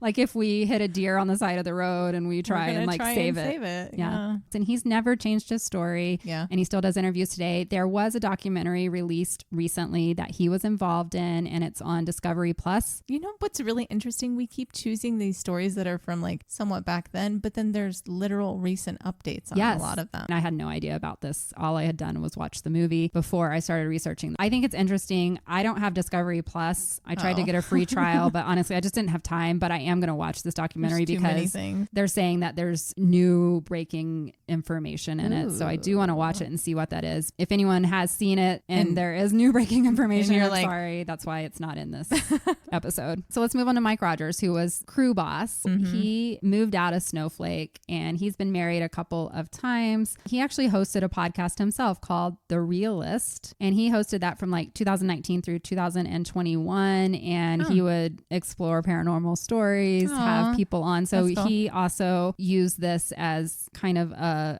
launch into discovering more around that. He worked other jobs. He's not a millionaire or anything like that. He's just a normal guy. He does keep in touch with Travis, but they're not close friends anymore because he moved away from the area. But he doesn't have any bad will towards Travis like some of the other guys. He returned for the last Skyfire conference that Travis hosted, and he was saying this was the first time that they had all really been together, because I think 2 other guys came back for it. And he said it was really sad that they all went through this experience that should have bonded them. And he said instead it felt like it spread them all apart. Yeah. And he kind of was reminiscing and saying it's sad the way that things went down. Well, they weren't all close to begin with. They weren't meant to be buddy, friends. And if it was this traumatic experience, they'll probably do just want to seclude themselves and move on from it. So Steve Pierce, he was the little 17-year-old that seemed to talk the most. He is a truck driver now, and right after the event happened, he moved out of Snowflake and he actually moved down to Texas. He changed his name because he didn't want to be associated with this incident for a while, but he did come back out in the last 15 years, and he started going to some conferences and realized that he should embrace that he was part of this experience, and he wanted to talk about it on his own terms. He was featured in the 2015 documentary that I watched. A really interesting thing that I want to bring up about Steve Pierce, and to me this also lends even more credibility. He was offered $10,000 by Philip Klass to say that it was a hoax, and he was offered this in 1977. Oh wow! When Philip Klass was trying to debunk it. And he was just a kid. He was 19 years could old. Have used that. He actually called them back and said, "I will take the money. I will say it was a hoax," because he needed the money. So his wife at the time said, "Is that true? If you take that $10,000, is it true that it was actually a hoax?" And he said, "No, I saw what I saw. I saw a UFO." And she said, "Your credibility is not worth $10,000. Yeah. And so he ended up not taking the money. Wow. And this was a guy that probably needed it at the time. Right. So to me, that gives more credibility. Isn't he the one that then came back and said it was? That's what I'm confused. So he has a Facebook now, and I don't know if he's kind of gone off his rocker or whatever in his old age, but he is the one now that has come back and said he does not believe Travis was abducted. He has another theory. Oh. He said that they did see Travis Walton zapped by some kind of craft, but he doesn't believe it was extraterrestrial. He believes it was a government craft, and that when they left, they took Travis Walton and used some kind of mind control on him. Okay, gotcha. Because Travis is so important to them. Yeah, I don't know. I think that's even more out there. I believe in aliens more. I believe in a friendly alien that's crap, we zapped the wrong thing. Come on, let's go. Yeah, there is no love lost between Steve Pierce and Travis. And once again, if anyone was going to come out and say it was a hoax, it would probably be Steve. And he hasn't even come out and said that. Clearly, he still says he saw a UFO 48 years later at this point. John Gillette, he was the one with all the sisters that everybody married. He also became a truck driver. He appeared in the 2015 documentary. He's gone to a few events, but he's kind of lived a more quiet life. Kenny Peterson left the area. He's appeared in a couple documentaries. He showed up on the Fox's Moment of Truth, but he also doesn't really stay in the limelight too much. Alan Dallas, so this was the guy that failed the polygraph test and was the one that everyone said was the hothead. I did mention that he was retested and vindicated in 1993 to prove that he did see the UFO. He actually passed away in 2010, sadly, but he went to his grave believing and still saying they saw a UFO that day that abducted Travis Walton. And then Dwayne Smith, and that was the Herman Munster type of guy. He changed his name and was never really heard from again. He did not want to be any part of this. He doesn't show up to anything. He was also he was the newest crew member, didn't really know anybody. So that makes sense. He's the one from Phoenix, or was that? Yeah, he was the one from Phoenix that was like 6'6". And he just... We don't even know what his name is now. I couldn't find anything about him. So he's hopefully living a good life, and it's all behind him now. Yeah. He got his, $2,500 from the National Enquirer and left.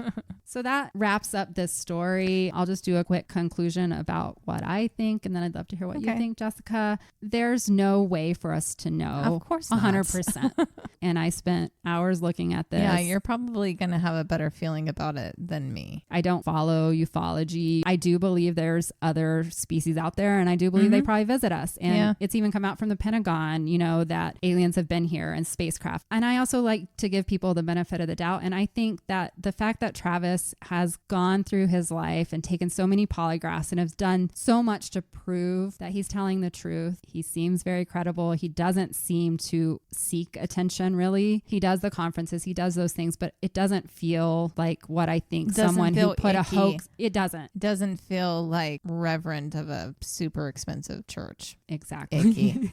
At the end of the day, I believe that it probably happened. Maybe he embellished a little bit about the UFO. Maybe he doesn't remember anything and he made up some of that stuff, and that's why it fits with the Heinlein stories. That's possible. Maybe it was really boring and he never woke up the whole time he was gone. That wouldn't have made as good of a story. So maybe he embellished some things, but I don't see a reason to doubt him. I don't think the hoax stories prove anything to me. Nothing is definitive. It is way more people than would usually be involved in trying to pull one over. Yeah, pull one over someone's eyes. And you'd have to have trust in Mike Rogers and your own brother to never rat you out. Okay. And there's money involved. There is money involved. Okay, I do have a question. You brought up the National Enquirer, $100,000. Yes. What happened to that then? They didn't win the contest. They just got the $5,000. Charlie, who was the second, hoax theory, believes someone had to have submitted themselves to that. So she believes that they didn't win the $100,000 prize because he failed that first polygraph test that Philip Klass says happened. And so she thinks their concession prize was the $5,000 because National Enquirer knew that it was fake, but they published it anyways. National Enquirer could have set up this contest and said, we'll give $100,000 to anybody who can pass a polygraph test. And then they send their own polygraph test guy out and he says it's a hoax because they don't want to pay $100,000 to anyone. Who knows? They got to pay somebody though. I know, but all those sweepstakes and stuff, especially back in the 1970s, do you really think they paid that shit out? They probably paid an editor to write a story. Yeah. And they said that was the winner. That's where my mind kind of goes to, is it could have been National Enquirer saying they failed just because they don't want to pay. And then they say, here's $5,000 instead. I don't know. I'm conflicted, but it kind of reminds me of what we were talking about with NDEs. How people dismiss people's experiences. And just because we can't understand it, that doesn't mean that we should completely dismiss his experience. I don't know where I stand because I wasn't there. I can entertain all sides. That's all I can do. And I feel like whether I were to be swayed one way or another, it would be having a conversation with Travis would be the ultimate determining factor. He has a lot of people on his side that believe him. That adds to his credibility to me. Yeah. You could go kooky or you could do well, and he's doing well with it. He has a lot of support in this versus someone who's with a sign at the top of a building asking the aliens to take them back. You know what I'm saying? and there's plenty of those out there, and we'll do some more abduction stories, I'm sure. This one was interesting, and like I said, I tend to believe him, but I don't know. He could have just pulled the wool over everyone's eyes, and he's a great actor. I don't know. Maybe that was his calling in life. Kudos to him in both ways. I don't care. Maybe we should give him an Oscar. Whatever. He's created entertainment. That's funny. I listened to the Generation Y podcast and they had done the Travis Walton story. I think it was back in 2017. And that's what one of the guys concluded. He was like, well, either way, it was a good story and he should make some money for writing a great story. And I was like, well, that's a good way to look at it too. With that, this was fun doing something a little different. It was different. We are going into the UFO territory and who knows where we'll go next. So come back and see. I would love if anyone out there has any kind of UFO or I really want abduction stories. Please email us. Please. Rawr. We need more stories coming in. We want stories. Yeah. We will have lab reports coming out every month and we want to include your stories. Yes. We can't wait to see what all you guys have been up to. If you don't want us to say your name, then let us know. You can change the names, all that. Just, give us some instructions ahead of time. But email us at LucidLabPodcast@gmail.com. We love you guys and we're so happy with the following that we're building. I love seeing all the different countries pop up. Yes. It's exciting to just see that. I'm like, I've never heard of that city or that country and someone's listening to us. Yes. And hopefully someday we get to go everywhere too. So, yes, we can't wait to plan our tour. We've got big plans. We're not going anywhere. So keep coming back. You never know what's going to be our topic because we go everywhere. So far we've mashed them all together in some weird, stupid way. Thank you all. And in the meantime, stay lucid. Bye.